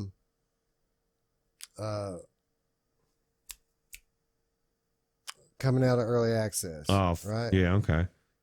Yeah, they were supposed to come out of early access pretty soon, but they've pushed it back. They've decided to take a little bit longer to gather feedback from the community and improve their game. That's good. So they're not coming into full release quite yet. They want to continue to polish their game. And I will say this about these developers. They have been very attentive to what their community says and very active. I mean, you can get on our Discord right now. The developer is a member of our Discord, as you should be. Invite in the description. You can get on there and talk to them about it, and they absolutely listen to what people have to say. Hey, you can help shape a game. That's always cool, right? Yeah, and they're getting there. They're close, but they just don't want to call it a finished deal until they really get it perfect where they want it to be. So yeah, it makes sense. Kudos to them for that, right? Yeah. Anyway, back to Agent of Chernobyl. This isn't a straight horror game. But again, it's another one of these sci-fi type horror games. You're not dealing with or it doesn't appear that you're dealing with supernatural evil here. This is more of the exposure to radiation mutant type, the hills have eyes evil that you're dealing with here. You're a KGB agent, so you're not a priest, you're not an exorcist. You're kind of a super spy, and you've got an evil bear chasing you, as you can see there. Ruuts, if a game has an evil bear in it, you've got my attention. Yeah, you're pretty much set as long as you got a bear chasing you. I don't know. I think it's kind of interesting that it's a KGB agent. Because Russia's evil, and I guess back then they were. I don't know so much now, but That's what they told us anyway. oh, right? that's right. Yeah. Anyway, I like what I'm seeing here. I mean, we don't know a lot about this game. I mean, I pretty much read off to you just then what we know about the game. But what I can see from it is a lot of dark, creepy environments. It looks kind of like the age-old formula that we talked about a moment ago. Spooky environments, and then the sudden action sequence where you have to defend yourself against some all this sudden threat that has manifested. It looks story driven, and above all, it looks like an original concept to VR. I can't think of anything else quite like this. It looks like it could be a prequel to Red Matter, right? Yeah, maybe that's what happened at Red Matter. Now I'm wondering what, like, are these, I guess, mutated? I'm assuming they're mutated creatures or mutated from the radiation or something, right? I mean, that'd be my guess for Chernobyl, right? I think it would be a very safe guess. Yeah, that's bastard mutants. Anyway, this is just another one, a new trailer we got, something I thought looked really cool. It was going to be pretty high up on my list for the week until those other two games we just talked about released their trailers. And yeah, just another awesome looking game coming soon. Yeah. At the moment, no release date has been provided, but we are told that it is soon to release. Yeah, well, we'll see how soon that is. Right. Indeed, we will. All right, so let's talk about Hyperwheel Overdrive. This is from the developer Neon Engine, and this one, Ruuts, is coming in the month of March 2020. Another one, dude. Another one. Yeah, it's not a good idea. What's funny about this one is, on early surface, you see the two wheels. It doesn't look like the cars are that much. But then you look at everything else and it just looks like a crazy ass time. Like I guarantee you're going to be able to whip that sucker around on a dime because of the way it's set up, and it just looks like a chaos of carnage. So yeah, it looks exactly right. It looks like chaos. It looks like the two of the top developers decided that they wanted to make like a Twisted Metal game. Yeah. Well, and that's kind of cool because, everybody bitched about Deathlap not being enough like Twisted Metal. Maybe this will be more like Twisted Metal and, more and less like a race. Well, speaking of which, while we're on the subject, Deathlap just added a new arena mode. So apparently it's a lot more like Twisted Metal now. Oh, yeah. Well, I'm kind of excited. Actually, we're going to check that out this week. Monday or Tuesday, so I'm kind of excited to see how close it is to that as well. Yeah, I can't wait for that. I'm super hyped for that. Those of you who are members of our community and members of our Discord, if you want to join us, Ruuts and I, as we play Deathlap, it'll probably be early next week, Monday or Tuesday. Just keep an eye on our looking for group Discord channel and join us. Yeah, it's not just going to be that. Also, touring carts, dash. We're going to make a racing extravaganza. Yeah, we're going to take a deep dive on all of those great VR racing titles that were released over the last year and see which ones we like the most. Yep.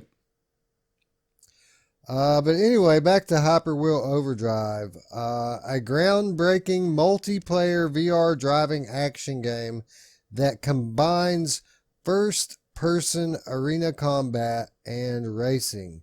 You get to pilot a Hyperwheel car, 2197's finest sports combat vehicle, against other drivers while taking advantage of an assortment of power-ups. Ruuts, you can fire your laser rifle, first-person shooter style, while driving, and even load up rockets and grenades into the attached launcher on your rifle.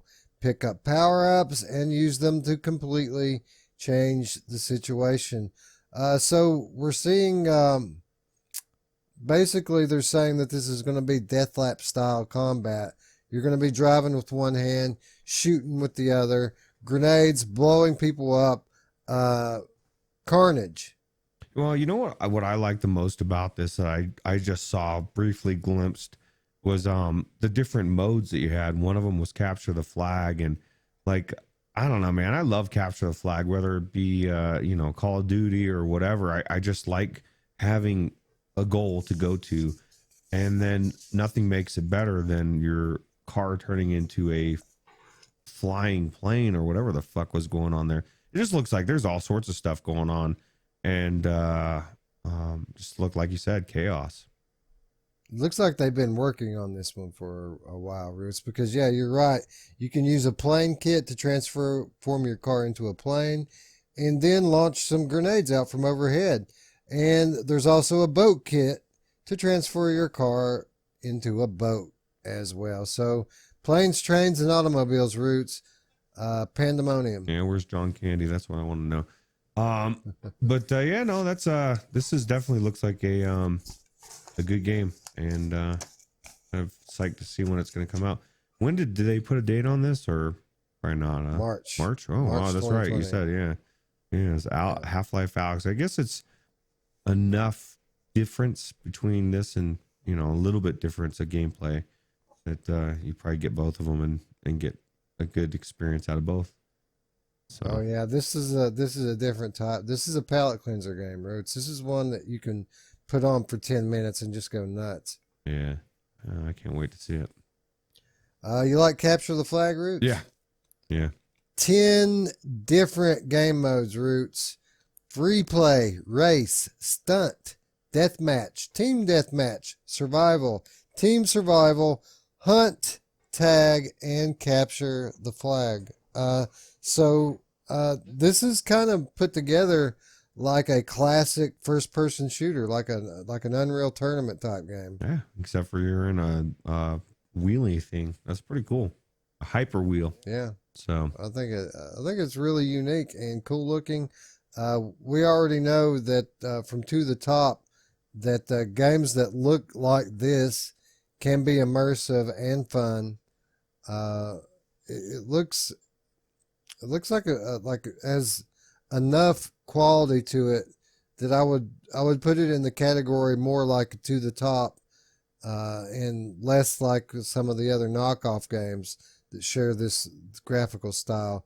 You can kind of see the jank in some of these games that have this style. I'm not really seeing much of that jank here. yeah, me neither. Looks pretty polished. Yeah, I guess it's pretty close to release. Hopefully, it would be polished. Of course, when we don't know when March. It could be tomorrow, right? Just as March. It could be. Yeah. March 2020 could be tomorrow. Yeah, I doubt it, but that'd be cool, right? We'd be wheeling it up, hyper wheeling it. Yeah, for sure. This actually might fit the bill with the comparison we're doing next week with the battle racers, right? Yeah. Actually, if the developer sees it that we're talking about it, send us a key. We'll check it out and we'll throw it in there with everybody else as far as the big boys, and we'll let everybody know how awesome this game is. For sure. After Half-Life Alyx swallows the media whole, developers are going to need friends like Weasel and Roots to remind the people that there are other games out there, right? That's true. Although they probably won't believe us for a couple weeks. They'll just be so wrapped into Alyx.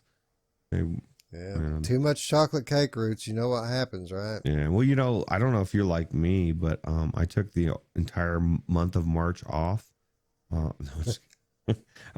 for one, you just wasted half the month, Roots, because it's not out yet. But I can't imagine having that kind of life. I get cracked up at these people because these people will complain about a game being $60, and at the same time, not only will they pay the $60, but they'll take a day off work and lose like $200 so they can play it. There's no logic anymore, Wes. It's like, I don't want to work, but I want money.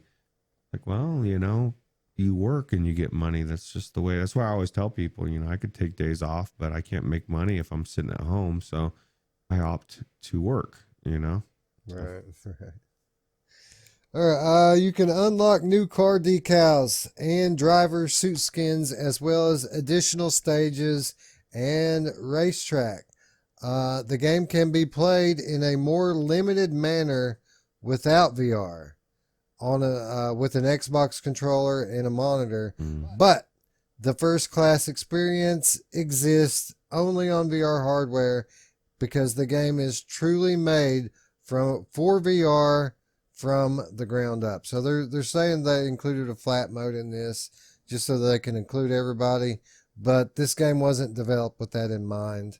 The flat mode was kind of just tacked on. Let me ask you this. The more important question is, did they add a robot mode?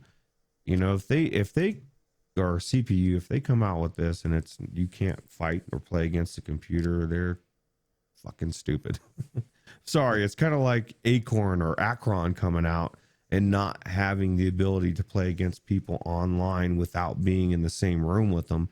There's just certain decisions that limit your game, and that would be one of them, in my opinion, anyway. I think you're thinking of a different game.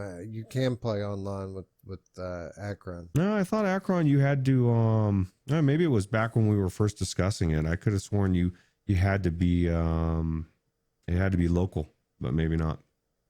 No, I don't think so. It's the Akron was the people had to get the mobile app to play on it. Oh, that's right. Okay. Yeah. I think you're thinking of was it Failspace? One of those games. I don't know. My whole argument just fell apart right before my face. But yeah, no, I mean it still stands in this particular game. So yeah. Anyway, I think there's a lot to offer here, but yeah, it would be very helpful for bots to be in this game, so you don't have to rely upon other people being online to be able to play the game. Well, then people drop in and you're in the middle of a game and suddenly it's a real person, and then they continue to the next one and it builds instead of you running around and with one person by yourself. It just kills it. So hopefully they've learned, like most of the other devs haven't learned yet. So we'll see. Well, that's it, right? We will see. So yeah, another awesome looking game for March, Ruuts, Hyperwheel Overdrive. Another surprise game. This one was completely off my radar. Like every game that we've talked about this week, completely off my radar a week ago, and today all of a sudden, here we go. Here's 10 more VR games, guys. Enjoy. Yeah. All right. So let's talk about one that I did know about, Ruuts. Not really a game though, not this one, but a very interesting application that I've had my eye on for a while. Kind of dipping my pinky toe in, deciding whether or not I want to give it a shot. And just this past week, the Museum of Other Realities has decided to leave early access, Ruuts. And this one looks intriguing to me. What about you? Yeah, it looks very bizarre and trippy. As I was looking into this, I didn't even know it existed. I guess you've been watching it for a while, but it definitely looks really good. It's like I almost picked it up today. It was $20? I think $20. Yeah. That is correct, sir. Yeah, I figured maybe I'd hold off and they'd send us a key and we'd check it out, but I don't know. Yeah, let's hope, right? Yeah.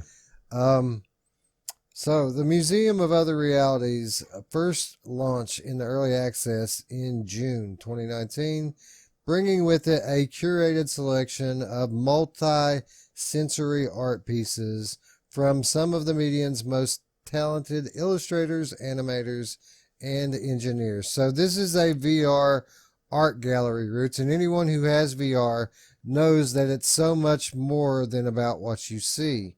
The best VR artists incorporate all of the senses, or at least all of the ones that are encapsulated within VR. So you can see, feel, and hear when you're in VR. And the best artists utilize all of this. And that is what the Museum of Other Realities wants to portray to the user. It's always had this kind of trippy look to it. That's why it caught my eye before. But apparently, since it launched in early access in June, it has really transformed itself into a much larger experience in terms of scale. There's a lot more artists in it now, and a lot of them fairly well known within the space. The question is, would it blow away Scott Marshall and Bandkiller, or would they be like, this is shit, man, I've seen the wave, this is easy?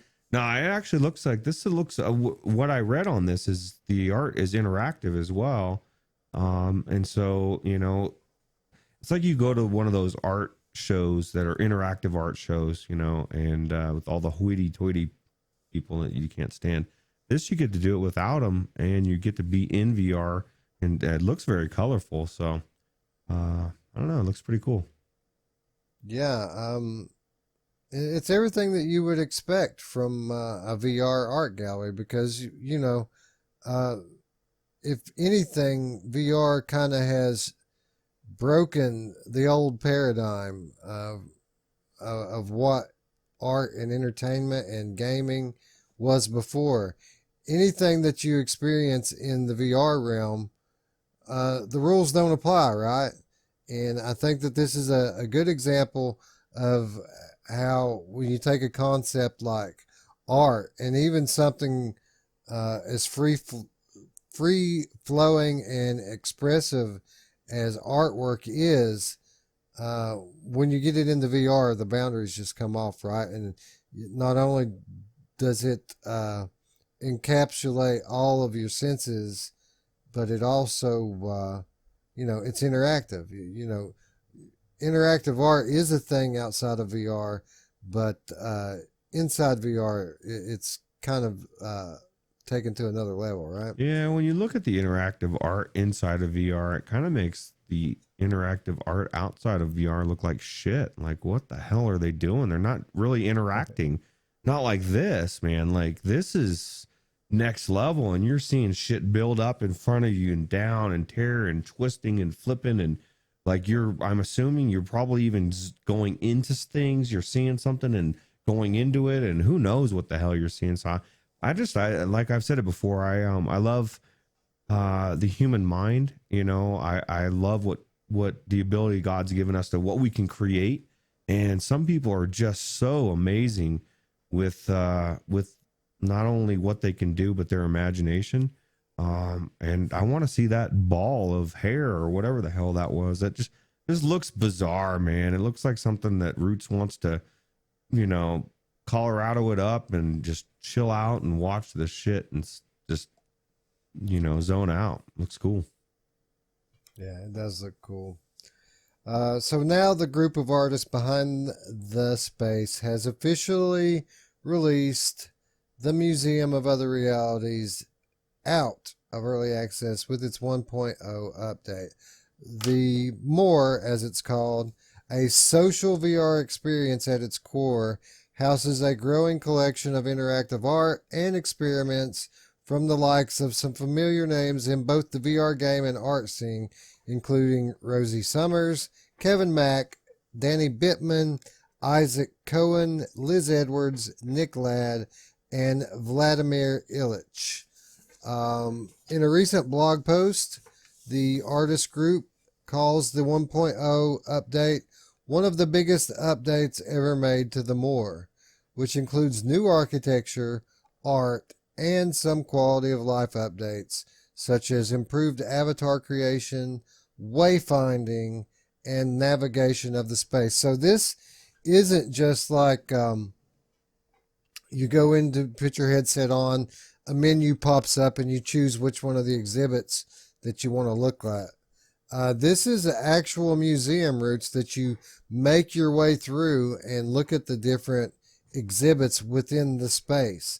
And the cool thing about this, unlike many of the other art galleries and museums that we've looked at in VR, this one actually has a social feature to it.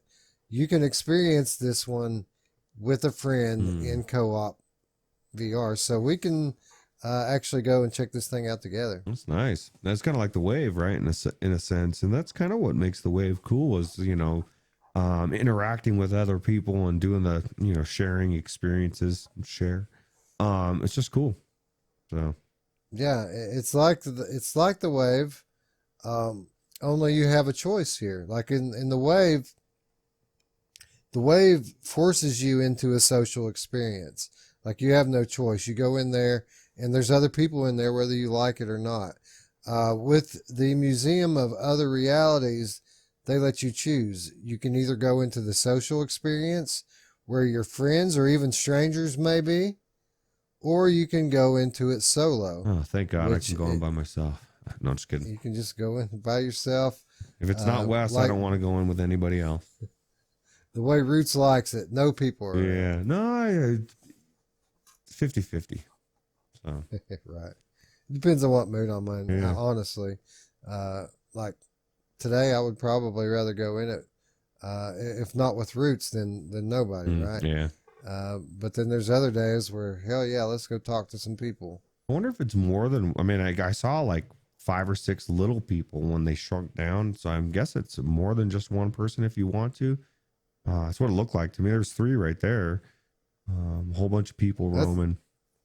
Yeah, that's another cool thing about this is that it does allow you to play with scale like that. You can shrink yourself down to like, honey, I shrank the kids' proportions, or make yourself a giant and look at the tiny little art space. And you know, it's one we've said it 100 times on here. The manipulation of scale is one of the most powerful yet simple things that you can do in VR. Yeah, it's awesome. Yeah, I think it's cool. I think this experience checks off a lot of boxes that it didn't, or at least I didn't know about when I was looking at this game in beta. And whereas I was on the fence before, I don't think I am anymore. I think I want to check this out. Is it on Viveport? It is. I don't know if it's Infinity or not, but it is on the platform. I will check it in real time, Ruuts, as we often do. That's good. You know, I don't know. It's one of those games that if I don't have to pay for it, I'd be more inclined to want to try it. Although I'm gonna try it. Now, let me ask you this. You know, because you said this about other games, about the Wave. Did the Wave kind of open your mind to this as well? Because you said, you know, you weren't really as interested in this, but now you are. Do you think the Wave kind of has part of that? Actually, I've had my eye on this one for months, long before I even knew about the Wave. I was looking at this one. I really got into this more back when we were heavily into looking at the VR art scene, like back when we were looking at the Scream and things like that. That's when I started looking for these types of experiences, and when I found the Museum of Other Realities. So I hope that answered your question. That looks weird, but it looks cool. Museum. Yeah, one of the things that I like about it is it looks really colorful as well. Yeah, it looks tripped out. That was what really originally, pulled me to it, was how trippy it looked. But I think it's good. I mean, it does. It looks really trippy. But I think that's just going to be part of it. I think there's a lot that it has more to offer than even that. Oh, brother, guess what, Ruuts? It's on there. It is part of Viveport Infinity. All right. So we don't have to drop the $20 for it. Yeah. We can just go in and check it out. Yeah, sounds like a good deal. Another reason to get Viveport Infinity. Absolutely. It's a new release too in Viveport. They just added it on there a couple days ago. So it was almost like they did it for the show. It's nice of them. Yeah. Awesome. So yeah, check it out. If you have Viveport, go check it out. And if you don't, $20 on Steam. And that may seem ridiculous for an art program, but when you consider not only that this is an art collection from a vast number of well-known VR artists. Not only that, but this is a social VR experience that you can come in and hang out with Ruuts or hang out with Weasel or meet strangers that have similar tastes to you. The fact that you can go in there and play with scale and look at these from every different perspective. And then when you take into the account that $20 goes to support starving artists as well. It's not just going to software developers. This is going to artists. So yeah, plus, if you were one of those people that spent $15 to $20 on the remake of the female cast of Ghostbusters, I don't want to hear you complain about anything ever in fucking life. People spend money on stupid shit all the time. $20 to go into this museum anytime you want. That's a good deal to me. So, yeah, I think so too. And I'm glad that I get a chance to check this out. I don't have to drop a 20 spot on that's it to nice. do it. Yeah, that's real nice. Viveport, what a deal, huh? I mean, I don't use it all that often, but it's just because we already have so much. But man, if I was like new to VR, I mean, is there a bigger no-brainer than Viveport Infinity? This week, not bigger but equal would be the deal we talked about in the beginning, the humble bundle. The humble bundle, you're right. $15 for 5-6 games or whatever it is. It's a no-brainer. But this is, it really is a no-brainer to get Infinity. I mean, it's not like it's the old days that Anthony used to bitch about where he'd wipe your hard drive or whatever. They've really got it down to where, it works well. They've got a hell of a library too, man. I keep scrolling down through here and looking at the shit they've got on here. It's incredible how many. I mean, we can play Bizarre Barber now, Ruuts. We can play Bizarre now. Can we play Taco Face? That's the thing. I do actually. Part of me wants to play Bizarre Barber. Is that weird? Because it looks so weird, and if I can play it for free, why not? Well, it's included with our Viveport Infinity subscription. Sweet, I'll have to check that out. So is the Ultimate Fishing Simulator, which is actually something I've been interested in. So yeah, maybe we need to do a Viveport Monday episode of actual legitimate ones that we're playing, not ones that we're making fun of. So well, yeah, I agree, but I think if we're going to do that, that Viveport needs to show us a little bit of love here. Give us a subscription for yeah, because I'm paying for this crap right now. So not that it isn't worth it, but well, if you think about how much money you've saved by not having to buy games, it's probably paid for itself. Wow, yeah, I'm sure they've pretty much paid me to have it already. Yeah, well, they should. Yeah, I agree. Anyway, the Museum of Other Realities, it looks awesome. Check it out. I'm going to. Yeah, for free if you got Viveport Infinity. Yeah, for free with your payment to pay for it. Yeah, yeah. I guess it's not free. Yeah. Anyway, that's pretty much going to wrap us up. I do have one more story that I want to get into really quickly before we go. A game that we've talked about quite a few times in recent weeks, so I'm not going to beat you over the head with what I think about it. You already know that I think the Room VR A Dark Matter looks outstanding. We reported either last week or the week before that this game was coming very, very soon. We didn't know exactly how soon until now, Ruuts.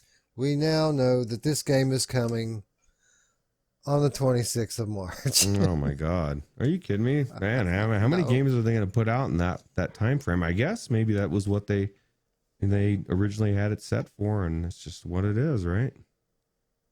Yeah, man. I think maybe we're just not privy to how the way things these work. Big games, how these big games affect the VR consumer. It may be that people get hyped for these games and just start buying games, like crazy. Like while I've got Alex in my cart, why not pick up these other games I want to play too, like Down the Rabbit Hole and in the Room VR? I mean, these are legit games I want to play, right? So why not just go ahead and pick them up? Yeah, I guess it kind of makes sense in a sense. I mean, we kind of assumed that it would make a difference, and maybe it doesn't. Maybe there's no doesn't make a difference. You've already decided if you're going to get. I mean, obviously, it's going to make a difference in people's pocketbooks. Either you've got money or you don't. But maybe they're banking on the fact that everybody's buying Alex anyway, and this is a game that's just so different than what that game is that they aren't really as worried about it. Yeah, well, again, as is the case with Down the Rabbit Hole, we need to expand our vision a little bit wider out, because the Room VR A Dark Matter has been scheduled for release on the 26th of March, supporting PlayStation VR, Oculus Quest, Oculus Rift, Rift S, Valve Index, Vive Cosmos, HTC Vive, and WMR. So, Ruuts, again, we're getting a little too PC focused here. These PSVR people are going to want to play something this week, right? They don't give a fuck about Alex. They're sick of hearing about it. To be honest, I guarantee you, they really are tired of hearing about it. They want some shit for PSVR. That's a good point. So yeah, here we are with yet another game, great looking game, for the PSVR players to play that week while everyone else is playing Alex. Plus, you made a good point, and it really is logic. I mean, I don't understand how the marketing works for games. Like I used to naively believe it was stupid to have Taco Bell right next to McDonald's. But then as you get older and you realize that, if somebody's coming here and they're going to McDonald's, and they might think, well, fuck, I want Taco Bell instead as a last. I mean, there's a reason why restaurants put them together, so I guarantee there's a rhyme or reason to why they do this, that we're just not privy to. And, it's probably very common sense. Yeah. So It's weird for, to understand the human psyche and how it works. Out of all fast food, we don't eat a lot of fast food, but out of all fast food, my least favorite is probably McDonald's. Do you know which one we probably eat the most of? Is it because your kids? Probably, right? I don't know why it is. I don't know why it is, but it's our least favorite. It's the one we eat the most. I'll tell you what, this is a completely side note, but I hadn't eaten McDonald's for like, I don't know, it was like 2 or 3 years. And then I decided one day on a whim, the McDonald's, I'm going to get a Big Mac value meal, and ate it. And I kid you not, I felt like I had eaten 6 bags of candy. Like I had that sour stomach for like 4 hours. And it was my body telling me like, no, dude, like you're done with this, man. You've written this shit off. And ever since I haven't gone back. So, well, those fries though, man, if you can eat them while they're still hot. Oh yeah. Remember the fries before they changed the oil though? Like, remember the commercial back in the day where the guy had to pull over and put the fries in the trunk because he would eat them all on the way home and shit? Because they were that good. I mean, if you wait till you get home, they just suck. By the time you got to eat them right then, that's the only way. Yeah. Well, it's because that oil sucks, but yeah. But anyway, that's enough about McDonald's. Let's talk about fireproof games. Yeah.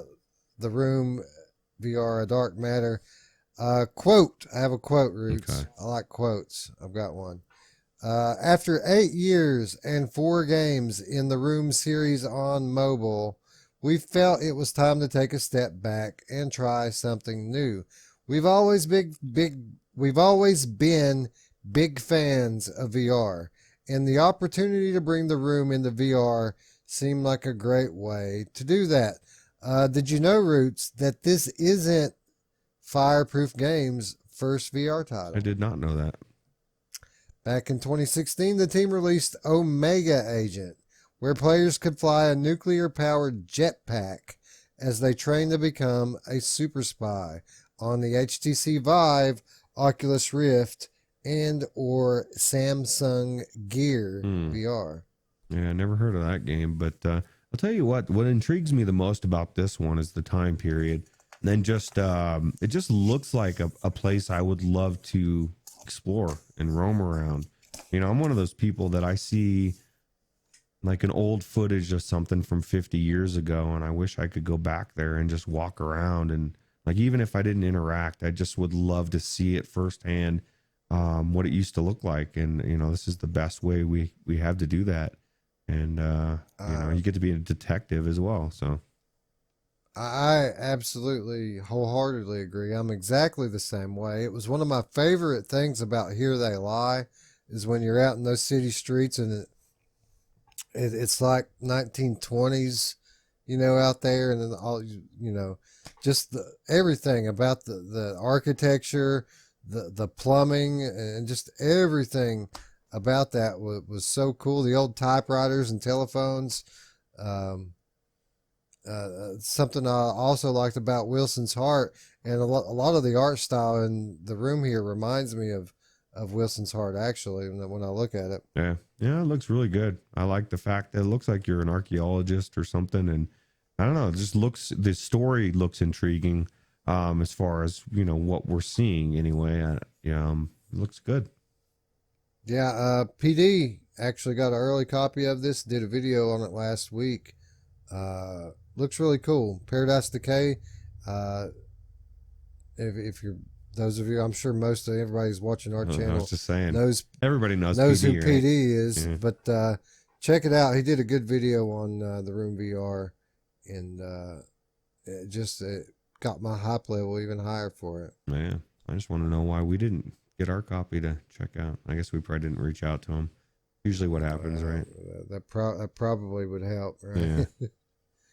Anyway, the Room VR, such a great title that it's probably definitely in my top 4 titles that I want to play from that week in March. Yeah. What's your number 1? Oh wait, no, I guess I Oh, know. it's yeah. Yeah, that one game. That one, I forget what it's called. Yeah, it has a half The one something. that everybody's, you know, the sequel from the game 12 years ago. Yeah, that one game. You know, it's ironically the one game that neither one of, I didn't even know what Half-Life was.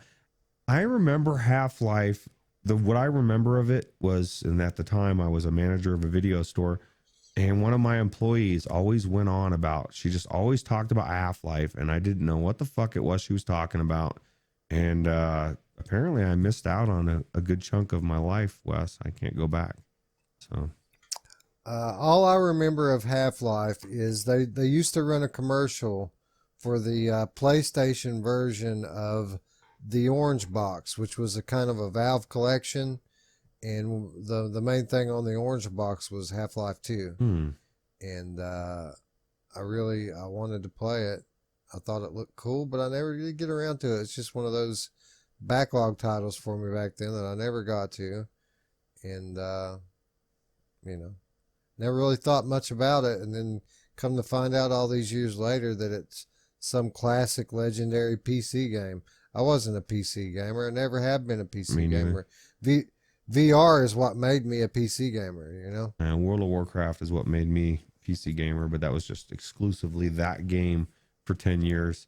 And then everything else just kind of melted away. So, yeah. Rest in peace. Anyway, yeah, rest in peace. My past, Wow. my past, rest in peace. But it could come back, Roots. We could get WoW In VR next year. Oh my God. I would never leave. I would love to play WoW now, but it's just too much. It's too much grinding. So. Yeah. I mean, if we're going to do that, we just play No Man's Sky, right? Yeah. Yeah, might as well, right? But they don't have raids for me to heal in No Man's Sky.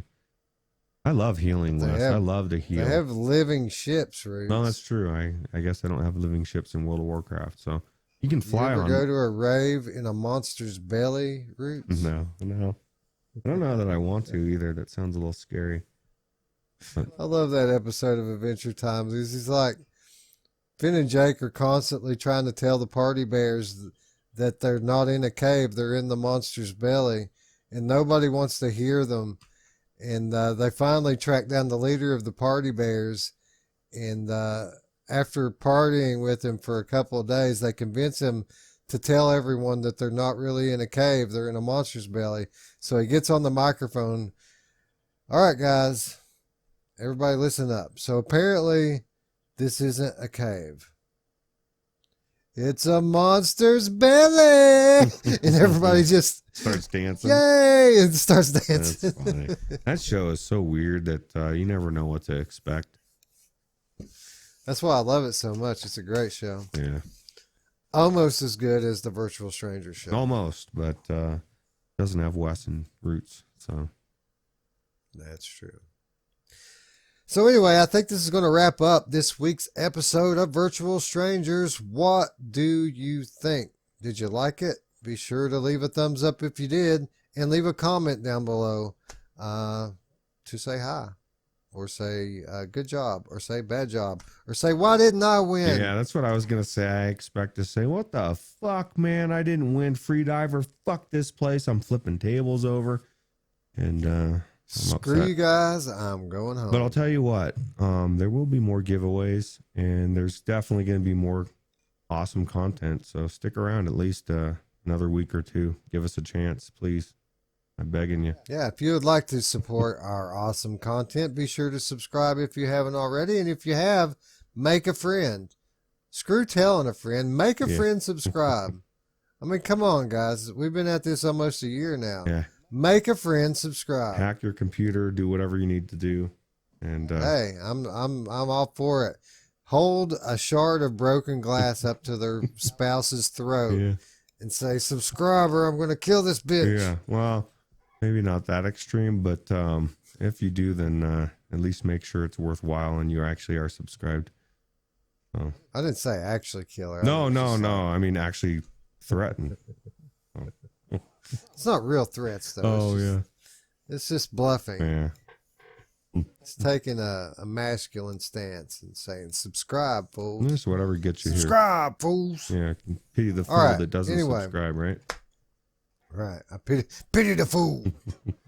Anyway. Yeah, it's getting punch drunk late, so yeah. Yeah, early. It's getting early. Yeah. So, subscribe if you haven't already. Click that notification bell to stay up with all of our content here on the Virtual Strangers channel. With that said, friends, we would like to thank you once again for watching. And for Ruuts, I'm Wes. We'll see you tomorrow, friends. Take it easy. Bye-bye.